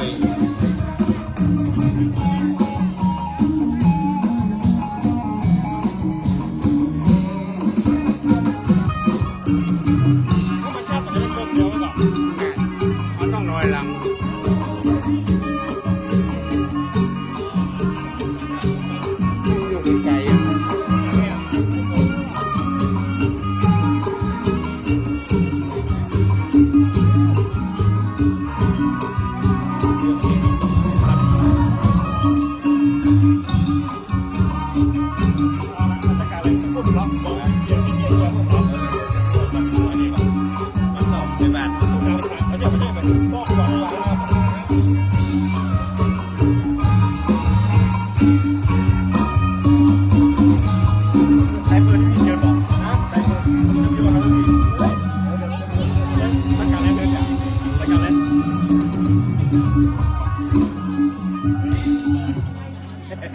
ณะสงฆ์วัดศิลาวาสป่าเจริญธรรมอยู่ตรงใดครับผมให้ขอเมตตาไปสวดอภิธรรมแล้วก็เตะธรรมติงานโสปิงโก้คือครับผมลืมครับแต่สถานเนี่ยจะรอเจ้าภาพเนี่ยจะรอเพื่อนนะครับคืนนี้เป็นคืนสุดท้ายคณะสงฆ์ตำบลปิงโก้เขต 2อยู่ในบริเวณงานนี้อยู่ก่อนครับให้ขอเมตตาไปเตะไปสวดเต็นกันครับที่วัดที่บ้านปิงโก้เหมือนเช่ว่าเป็นเต็นครับเพื่อนโทรมาขอผมจับตู้เจ้าเฮือแล้วผมก็ลืมแต่เก่งว่าเจ้าภาพเพื่อนจะรออยู่นะครับขอบคุณคณะแห่เพชรวังหินคุณภาพได้บรรเลงส่งสการตามโบราณวันนี้ปาดกองของวงครบ10 นาทีครบถ้วนที่ได้เตรียมรายชื่อรายนามเตรียมผ้าไตรและก็คณะสงฆ์ได้พักอิริยาบถเป็นเวลา10 นาทีครบถ้วนตอนนี้ขอนิมนต์ครูบาอาจารย์พระมหาเถระได้เข้านั่งเทียบอาสงฆ์ด้านในศาลากว้านตาวแล้วก็กลุ่มหนุ่มสาวยืนเทียบหน้าโต๊ะ6 ท่านอันนี้เป็นลูกศิษย์ครูบากิติชัยเวลามีศพไร้ญาติที่ครูบาอนุเคราะห์สงเคราะห์ครูบาว่าชุดเนี้ยห้องเมื่อคืนตันเมื่อวันได้ทำอาหารการกินช่วยกันส่งศพส่งสการไปเป็นรายเป็นลายอันนี้เป็นทีมงานแม่บ้านสตรีบ้านป่างมะกงเรานับตามเพื่อเตรียมความพร้อมทุกรูปนะครับบัดนี้ก็ขอประทานอนุญาตโอกาสในร่มบารมีธรรมแห่งหลวงพ่อพระครูบุรีแต่ละการนุรักษ์ประธานสงฆ์หลวงพ่อเจ้าคณะอำเภอเชียงดาวรองเจ้าคณะอำเภอเชียงดาวและผู้มีเกียรติผู้ทรงเกียรติที่เคารพทุกท่านครับพระครูบาเมืองทิตัสโธเชื่อมจากปราสาทหลังที่2พระดวงจันทร์คันทักสีโลลากสายโยงไว้ติดเบื้องหน้าโต๊ะสีขาวเพื่อจะได้เตรียมการทอดผ้าไตรบังสุกุลแล้วครับลำดับที่1จะเป็นการทอดผ้าไตรบังสุกุลไตรเปิดการบัดนี้เรียนเชิญท่านกำนันจิรวัตรวงชัยท่านกำนันตำบลปิงโกงได้ให้เกียรติทอดผ้าไตรบังสุกุลในลำดับที่1ขอเรียนเชิญท่านกำนันจิรวัตรได้ให้เกียรติทอดผ้าไตรนะครับท่านกำนันติดภารกิจการนี้ก็จะขอในการนี้ด้วยความเคารพจึงขอเรียนเชิญท่านรองพิรุณน้อยวงศ์ท่านรองนายกเทศมนตรีตำบลปิ่งโค้งได้ให้เกียรติปฏิบัติหน้าที่ในนามท่านรองนายกเทศมนตรีทอดผ้าไตรลำดับที่1เชิญท่านรองพิรุณครับ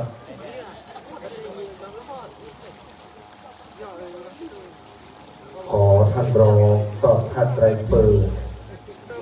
วันนี้ท่านรองจะให้เกียรติเป็นลำดับที่1นะครับ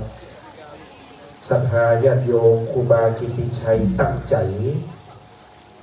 ใจทรงสการครูบาเมืองตุปีดวงจันทร์อย่างงามที่สุดวันนี้จะดูแล้วมีระเบียบแบบแผนนะครับการวันนี้ด้วยความน้อมเก้านิมนต์พระครูสิริสุตชัยวิสุทธิ์เจ้าคณะตำบลเมืองงายวัดสะอาดชัยศรีโปรดเมตตาพิจารณาผ้าไตรบังสุกุลไตรเปิดณบัดนี้ขอนิมนต์ครับหลวงพ่อเจ้าคณะตำบลเมืองงายวัดสะอาดชัยศรีเป็นที่เคารพนับถือเป็นเจ้าคณะตำบลผู้มีอาวุโสอีกรูปหนึ่งได้เมตตาพิจารณาผ้าไตรบังสุกุลไตรเปิดสาธุชนน้อมประนมมือขึ้นนะครับอยู่ในการอันสำรวมตั้งจิตให้เป็นสมาธิตั้งจิตให้ใสตั้งใจให้ดีจะได้น้อมนำเข้าสู่พิธีการนะครับในลำดับที่1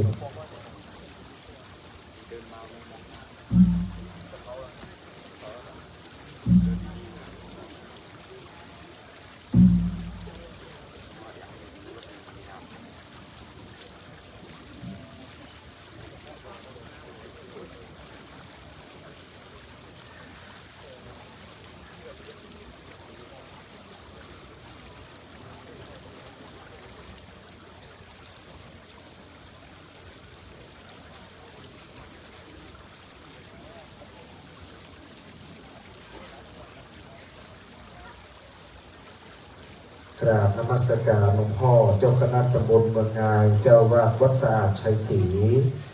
ได้โปรดเมตตาพิจารณาผ้าไตรบางสุกุลไตรเปิดขอบพระคุณท่านรองพี่ดวงน้อยวงศ์ท่านรองนายกเทศมนตรีตำบลปิงโกงได้ให้เกียรติทอดผ้าไตรบางสุกุลแล้วครับ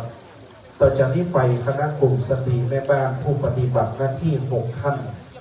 จะเป็นผู้ประคองผ้าไตรโดยจะได้เรียนเชิญผู้มีเกียรติจำนวน6 ชุดละ6 ท่านเมื่อได้ยินรายนามแล้วเชิญท่านลุกยืนเทียบหน้ากลุ่มสตรีแม่บ้านครบ6 ท่านแล้วจึงรับผ้าไตรและแปรแถวเข้าทอดเทียบหน้าปราสาทแก้วพิมานคำทั้ง2 หลังชุดที่1จะเป็นเนติแบบอย่างคือกับอีก5 ชุดในปฏิบัติพอชุดที่1จะเป็นข้าราชการเป็นสภาในบ้านเราที่ได้เคยปฏิบัติหน้าที่บัดนี้6 ท่าน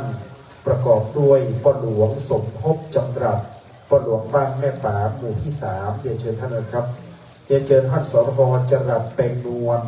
สทเทศบาลตำบลปิงโค้งสททิติการพุทธิพงษ์เมธาพรสทเทศบาลตำบลปิงโค้งเรียนเชิญคุณธงชัยเทพ3สารวัตรกำนันตำบลปิงโค้งพ่อหลวงเฉลิมฤทธิ์วงสุรินทร์พ่อหลวงบ้านหัวโพหมู่6ตำบลปิงโค้งและอาจารย์มหาถาวรได้คือเกียรติในลำดับที่6ขอเรียนเชิญท่านครับวันนี้อาจารย์มหาถาวรแก้วแสนเมืองดอยผาแดงภาวนาได้ให้เกียรติครับที่ท่านพ่อหลวงหมู่3พ่อหลวงหมู่6สท2สารวัตร1ครับนอกเรียนเชิญสารวัตรศรีนวลครับอีก1 ท่านวันนี้ได้ให้เกียรติชุดที่1จะเป็นชุดแบบอย่างวันนี้คณะผู้ใหญ่บ้านสทสารวัตรพร้อมได้รับผ้าไตรครับเราจะปฏิบัติอย่างนี้ทุกชุดนะครับโดยความเป็นระเบียบวันนี้อาจารย์มหาถาวรลูกศิษย์และเจ้าพระคุณสมเด็จเมตตาได้ให้เกียรติในการประสานงานขอรับผ้าไตรประธานเจ้าพระคุณสมเด็จพระยาวงศาคัตยามสมเด็จพระสังฆราชอย่างงดงามที่สุดครับกลุ่มสตรีชุดนี้ผู้เชิญผ้าไตรลูกศิษย์วัดปางมะกงครูบาว่าห้องเมื่อคืนตำเมื่อวันได้งานศพทุกศพที่ครูบาสงเคราะห์จะได้รับเกียรติจากชุดนี้ดูแลให้ทุกอย่างเลยนะครับดาวเขต2วัดอุตรามบางจองพระครูโอภาสมงคลกิจเจ้าคณะตำบลทุ่งข้าวพวงเขต2วัดสว่างมงคลพระครูปิยะธรรมบัณฑิตเจ้าคณะตำบลทุ่งข้าวพวงเขต1วัดห้วยเป่าพระครูบริสุทธิ์ศรีดานุยุทธเจ้าคณะตำบลเมืองคลองวัดม่วงคำและพระครูประโชติพัฒนคุณเจ้าคณะตำบลเชียงดาวเขต1วัดแม่อีปากถ้ำเชียงดาวกล่าวขอนิมนต์6 รูปครับ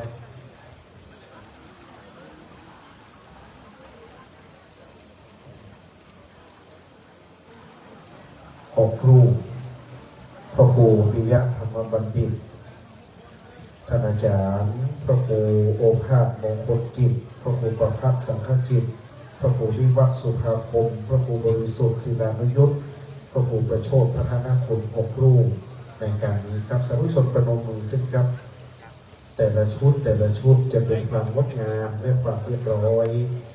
อันเป็นระเบียบแบบแผนไม่ขาดแคลนซึ่งศรัทธาแต่น้อมนำตั้งใจในครูบาสังฆเมตตาต่อพวกเรา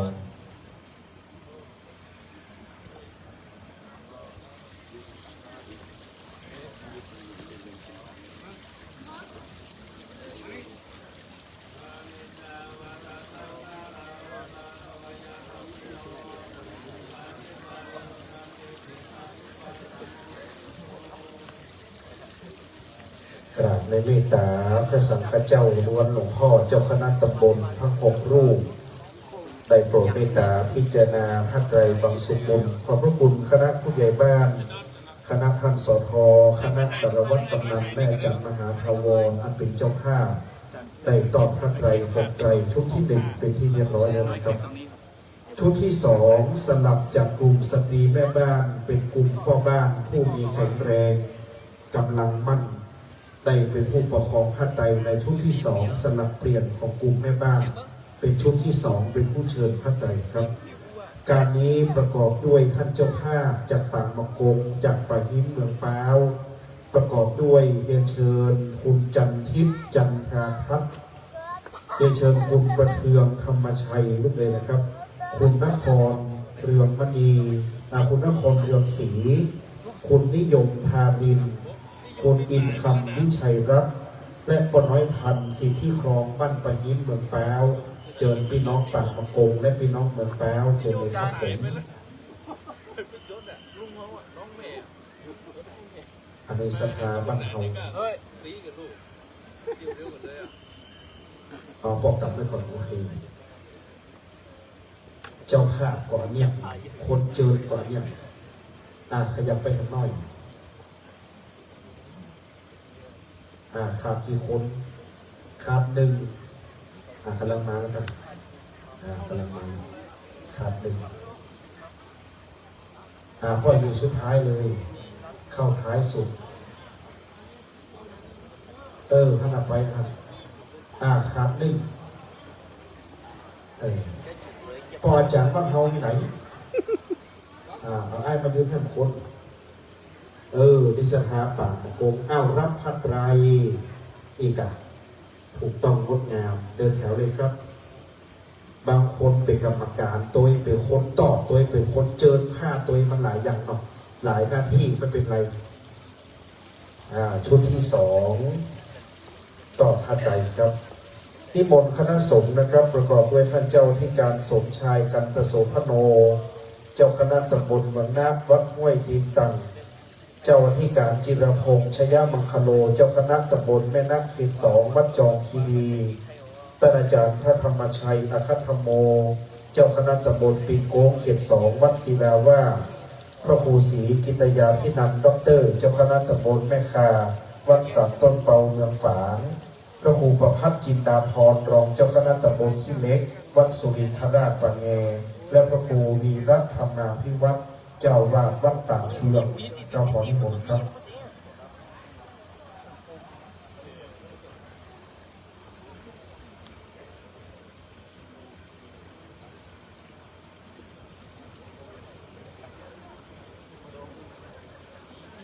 กับ6รูปชุดที่2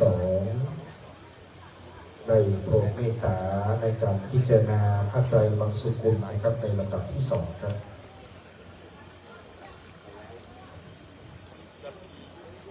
ได้น้อมประนมมือขึ้นตั้งจิตให้เป็นสมาธิมีความเรียบร้อยสถานที่วันนี้วัดป่าวัดดอยกลางขุนเขาภาษาอิงดอยแปลงสวนดังป่าหิมพานต์มีน้ำตกมีหมวดบุพชาติเป็นแปลงแวดปราสาทตามโบราณนะครับ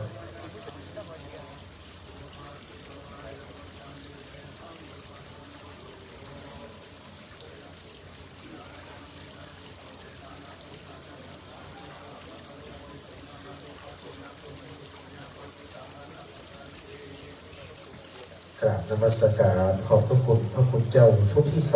2ได้โปรดเมตตาพิจารณาผ้าไตรบางสุกุลเป็นที่เรียบร้อยขอกราบในเมตตาครับขอบคุณพี่น้องปากมะกงช่วงนี้จะเป็นกลุ่มพ่อบ้านนะครับของบ้านปากมะกงได้เป็นผู้ต่อผ้าไตรชุดที่3ต่อจากนี้ไปจะเป็นญาติผู้ใหญ่จากเชียงแสนเชียงรายจากแม่อ้อในเชียงดาวและจากป่าหินเมืองป้าวประกอบด้วย6ท่านดังต่อไปนี้นะครับ1พ่ออาจารย์พ่อหนังคำใจดีบ้านจากเชียงแสนเชียงรายพ่อเหรียญเทียมตาจากอำเภอเชียงแสนแม่อารีกล้าหาญบ้านแม่อ้อในเชียงดาวแม่จันเพ็ญงาขาวบ้านแม่อ้อในเชียงดาวพ่อแสวงบัวเกียงบ้านป่าหินอำเภอป้าวและผู้ช่วยสมเจตผลประกอบจากอำเภอเชียงแสนจังหวัดเชียงรายขอเรียนเชิญคณะญาติจากเชียงแสนคณะญาติจากเมืองป้าวเรียนเชิญท่านครับพี่น้องเชียงแสนมาจากหลายพี่น้องเมืองป้าวในห้องนายเป็นรับข้าใดครับ วันนี้พระอาจารย์ก็นำคำเขาบทเรียนเขามานักมาส่งสการตุลุงตุปีได้ช่วยกันวันนี้พี่น้องศรัทธาเมืองเชียงแสนเมืองเก่าได้มาหันจากที่เมืองเชียงดาวพระครูบาวัดป่ามะกงตั้งใจ พร้อมกันพ่อพร้อมกัน ต่อไป6 รูปประกอบด้วยพระธิการไตรวิทย์กตปุญโญเลขานุการเจ้าคณะตำบลแม่นักเขียนดึงวัดสว่างอารมณ์ท่านอาจารย์พระมหาพรหมพิรักษ์วัดนาหวายอำเภอเชียงดาวท่านอาจารย์พระสมุนัทพงศ์สุรปัญโยผู้ช่วยเจ้าวาดวัดอินทารามพระธิการสตายุธรรมทีโปเลขานุการเจ้าคณะตำบลปิงโกเขียนดึงวัดราชประดิษฐ์ท่านอาจารย์พระสุภวิทย์สุจิโตวัดกลางทุ่งท่านอาจารย์พระปริญญาปัญญากิโตวัดแม่อีขอนิมนต์6 รูปในช่วงนี้ของการพัฒนาครับ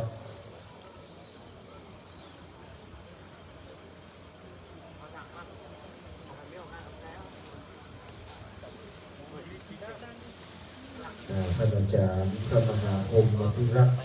วัดนาหวายก็เมตตานำชุดนี้วันนี้มาเอามือครูบาวัดต่างมากงหนึ่งเพื่อจะโปกครูบาพระมหาพรหมวันอาทิตย์ที่29จะเป็นปล่อยล้อหนักเลยที่วัดนาหวายวันอาทิตย์ที่29นะครับ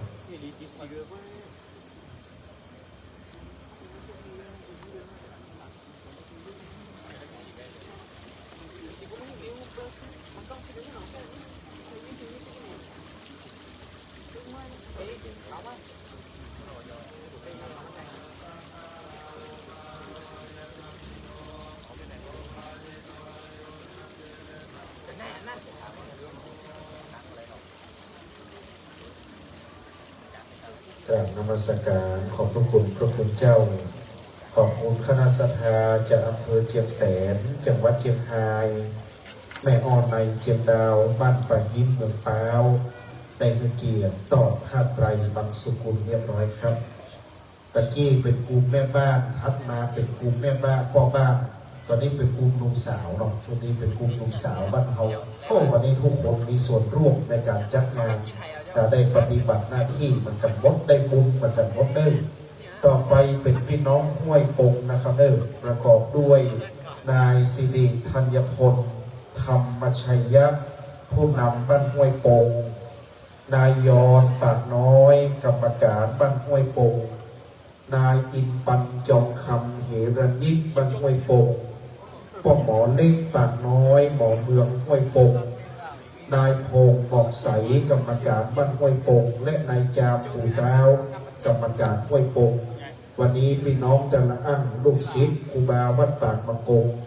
มีกินมีตาแต่ละอั่งบ้านห้วยปงจะมาตลอดนะครับแต่นี้6 ท่านได้มาพร้อมๆกันขยับมาเพื่อมาตัดคุณสิริธัญพลนายยอนนายอินปันนายเล็กนายพงนายจามหักพัดไตพร้อมกัน6 คนเลย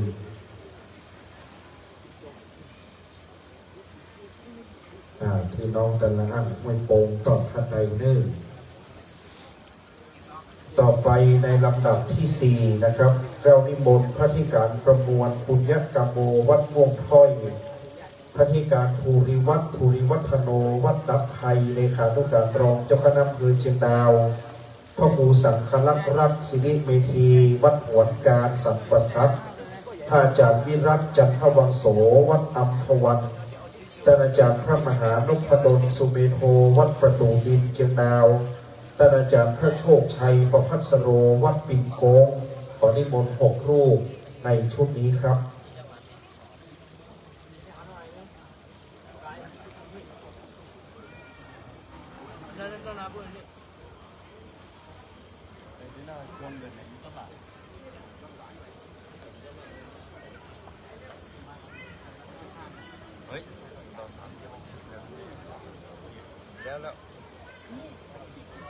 ชุดนี้อบอุ่นเป็นชุดสุขภาพแข็งแรงคณะสงฆ์ท่านเดินออกจากศาลากว้างตามศรัทธากุไหวประนมมือคณะสงฆ์วันนี้มาช่วยงานครูบากิติชัยพระครูเกษมจริยานุกูลมาก ครูบาเปิดตามลงศพครูบาเปิดอนุเคราะห์สงเคราะห์ญาติศพที่บ่มีญาติเปิดกบปงศพที่มีญาติเปิดกบปงดังนั้นครูบาได้เป็นต้นแบบของนักสาธารณสงเคราะห์ที่ดีงามดังนั้นตั้งใจได้บุญกุศลร่วมกันนะครับ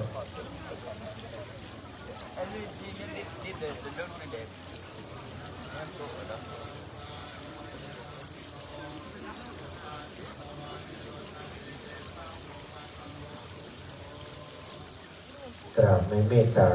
คณะสงฆ์6 รูปของคนพี่น้องแต่ละอั่งไปบ้านห้วยปงได้กลับเข้าสู่ที่รับรองเดิมครับกลุ่มหนุ่มบ้านเฮารอบนี้เป็นกลุ่มหนุ่มเตรียมผ้าไตรในชุดที่5ได้น้อมนำเตรียมความพร้อมนะครับชุดที่5การนี้ประกอบด้วยอาจารย์จิรพันธ์ธรรมสเวชข้าราชการบำนาญสถาบันเทคโนโลยีพระจอมเจ้าเจ้าคุณทหารลาดกระบังคุณพ่อกราเกเย็นพี่น้องเกียงแสนจังหวัดเชียงรายคุณแม่ชีจันทิมาพรพุทธอุทยานแสงธรรมดอยหัวโท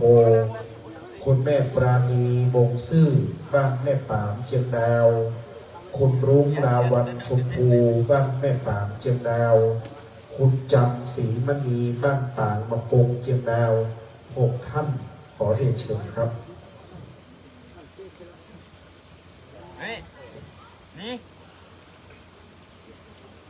วันนี้คณะเชียงราย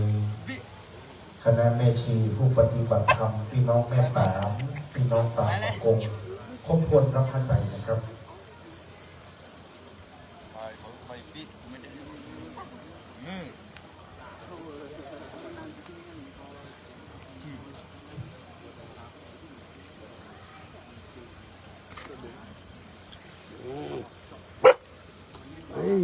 การนี้ชุดที่5ก็นิมนต์พระแสงทิศอัครธรรมโมวัดแสงมงคลท่านอาจารย์พระประสานสุชาโตวัดสุวรรณคีรีท่านอาจารย์พระครูวินัยธรเชิงชายโชติมันโตเลขานุการเจ้าคณะตำบลเมืองงายพระธิการสว่างอภิชโววัดชัยมงคลเมืองงายท่านอาจารย์พระมหาของดีกันตวิโมกันตวีโรวัดสะอาดชัยศรีและท่านอาจารย์พระธิการอภิรักษ์อนุตโรวัดสันกำแพงพะเยานิมนต์ครับ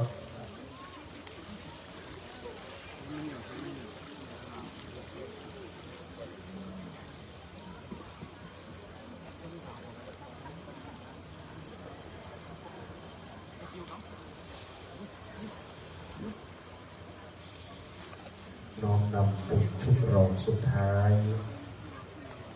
ได้ตั้งจิตใสได้ตั้งใจเป็นสมาธินะครับชุดที่5น้อมนำด้วยความเป็นระเบียบอากาศตอนกลางวันร้อนพอสมควรในป่าในดอยเมื่อคืนมันหนาวไปอย่างหนึ่งจะนำอากาศเปลี่ยนครูบาอาจารย์รักษาสุขภาพจะได้สุขภาพแข็งแรงนะครับจะหาไว้ไปได้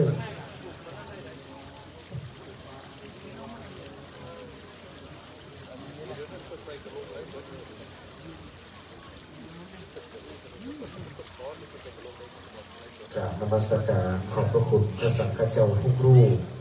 ขอบคุณคณะแม่ชีผู้ปฏิบัติธรรมนะครับพุทธอุทยานแสงธรรมใบหัวโพญาติจากเพียงแสนพี่น้องแม่ป่าพี่น้องปางมะกงชุดสุดท้ายครับจะได้ขอรับเกียรติจากผู้มีเกียรติที่จะได้ทอดผ้าไตรบังสุกุลนะครับประกอบด้วยเรียนเชิญด้วยอาจารย์กรันอนันตะคุณวิไลชัยวงศ์คุณพิมพาบุญพาเสาบ้านปางมะกงญาติจากบ้านหลวงเมืองป้าวประกอบด้วยพ่อบุญเลิศปัญญาเรืองคุณธีรเดชปัญญาเรืองคุณอัญญพัฒน์พีและนิธิพงศ์ขอเรียนเชิญครับ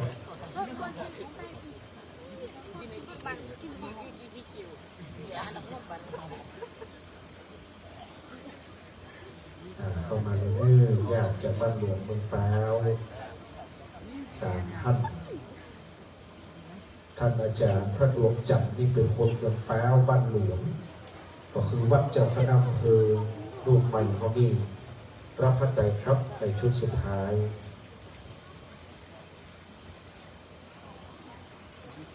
ชุดสุดท้าย6 รูปนะครับที่จะได้โปรดเมตตาพิจารณาพระไตรบางสุกุลจำนวน6 ไตรการนี้ด้วยความน้อมน้อมในพระสังฆเจ้าจะประกอบด้วยท่านอาจารย์พระธิการทีพิพัฒน์ยานพระสุโภวัดแม่หาดบันทิท่านอาจารย์พระสมุสมหมายอินทวโรวัดมงคลเทพสุวรรณารามอำเภอนาน้อยจังหวัดน่านพระครูประหลัดชวนากรอินทพโลวัดใหม่มงคลธรรมเมืองคลองท่านอาจารย์พระครูประหลัดบัญชาประภากโรวัดป่าเลไรท่านอาจารย์พระนนทวัฒน์อริยบังโสวัดอัมพารามขอนิมนต์ครับ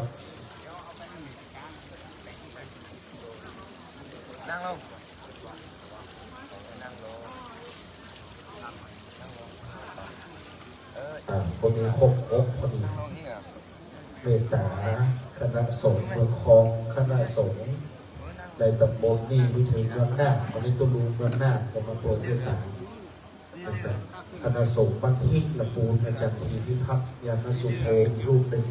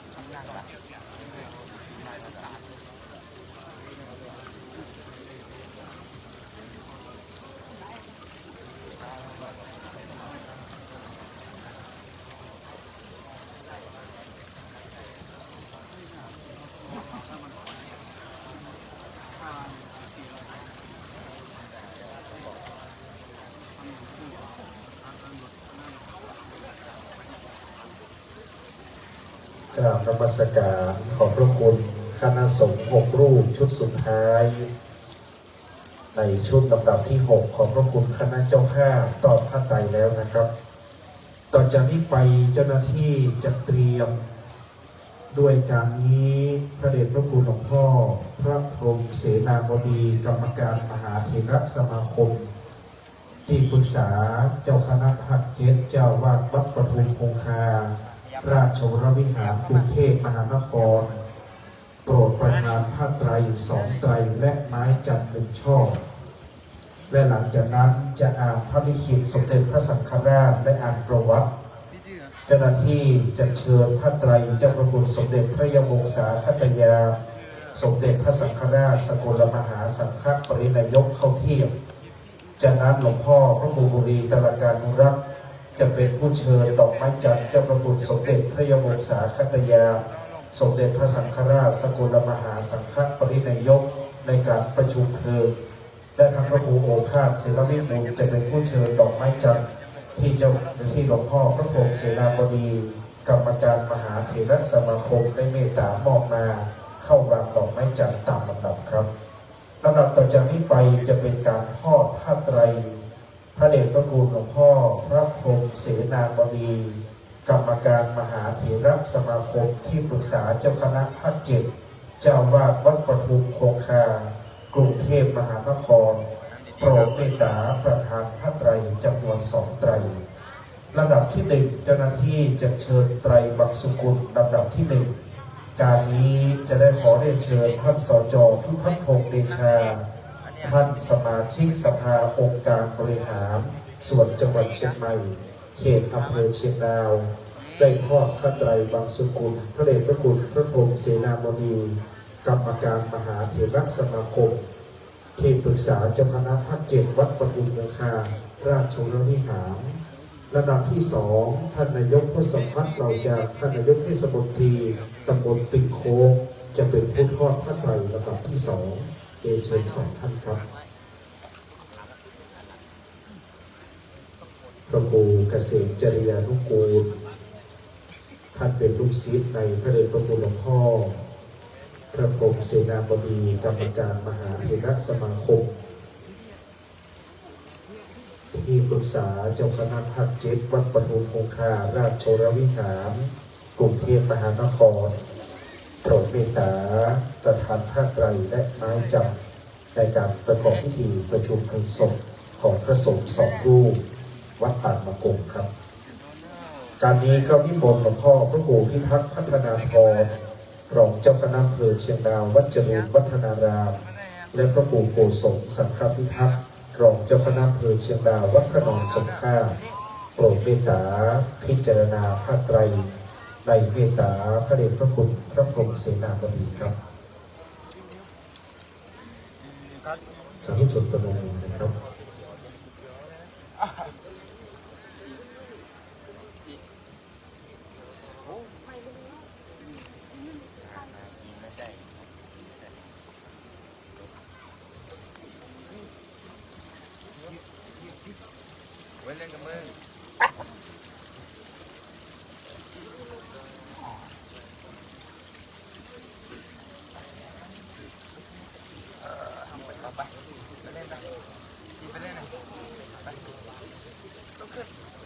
มาเล่นไป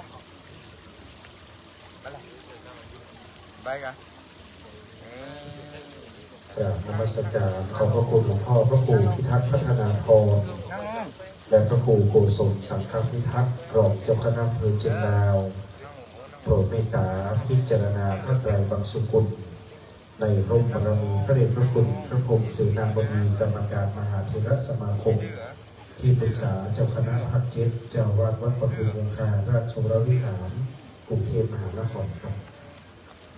ต่อจากนี้ไปจะเป็นการอ่านหนังสือประธานผ้าไตรเจ้าพระคุณสมเด็จพระยมงศาคตยานสมเด็จพระสังฆราชสกลมหาสังฆปรินายกและอ่านประวัติของพระภิกษุ2 รูปผู้ถึงแก่มรณภาพอาจารย์พรพีระเป็นผู้เชิญลำดับต่อไปครับ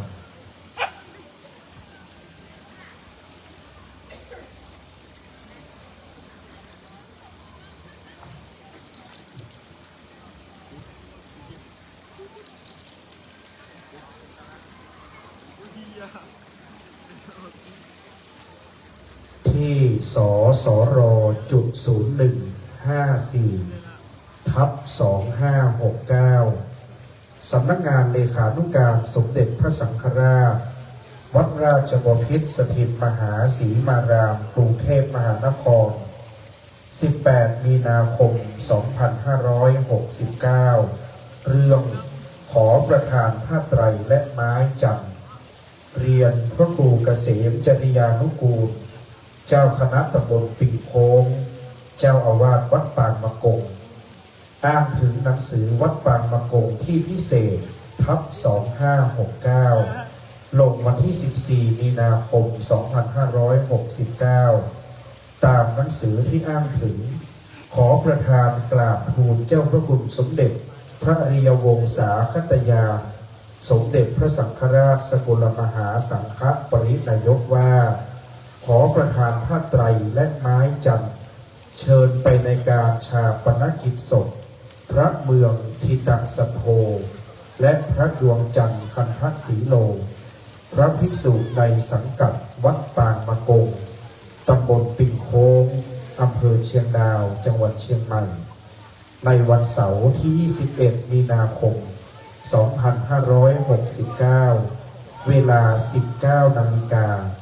ณเมรุปราสาทชั่วคราววัดปางมะกงตำบลปิ่งโค้งอำเภอเชียงดาวจังหวัดเชียงใหม่ความแจ้งแล้วนั้นโปรดประทานผ้าไตรพร้อมไม้จันทร์เชิญไปในพิธีดังกล่าวเรียนมาเพื่อทราบเรียนด้วยความนับถือสมเด็จพระมหาวีระวงศ์เลขานุการสมเด็จพระสังฆราช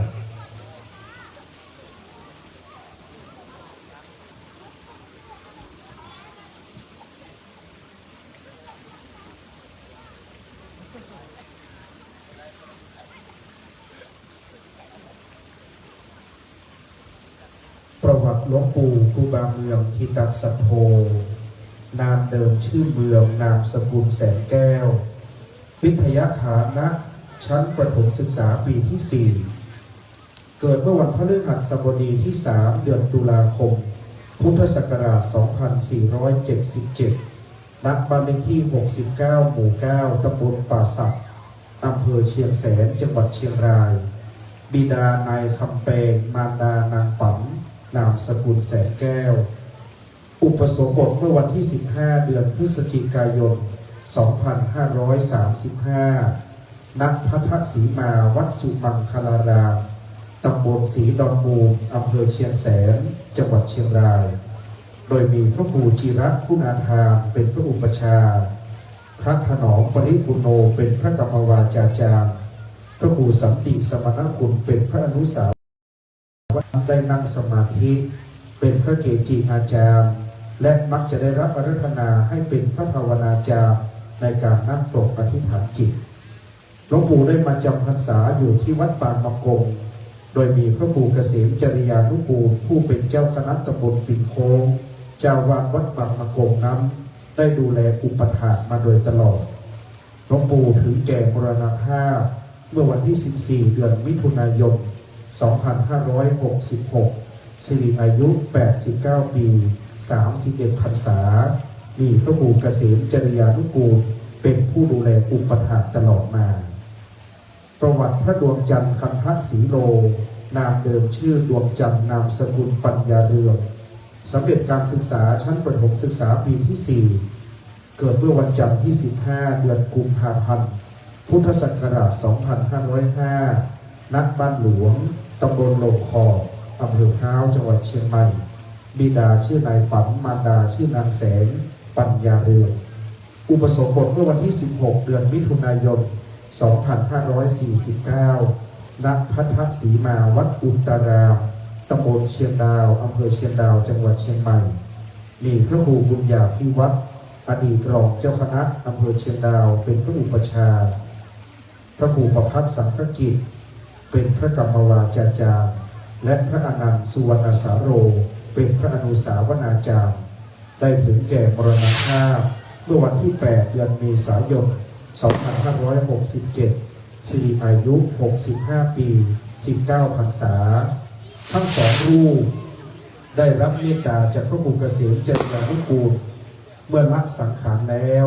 ได้อาราธนาสังฆธรรมของพระคุณเจ้าทั้งสองรูปมาตั้งบำเพ็ญกุศลไว้ที่วัดปางมะกง ต่อมาเมื่อถึงเวลาแล้วพระครูเกษมจริยานุกูลจึงได้จัดตั้งปราสาทและจัดพิธีการบำเพ็ญกุศล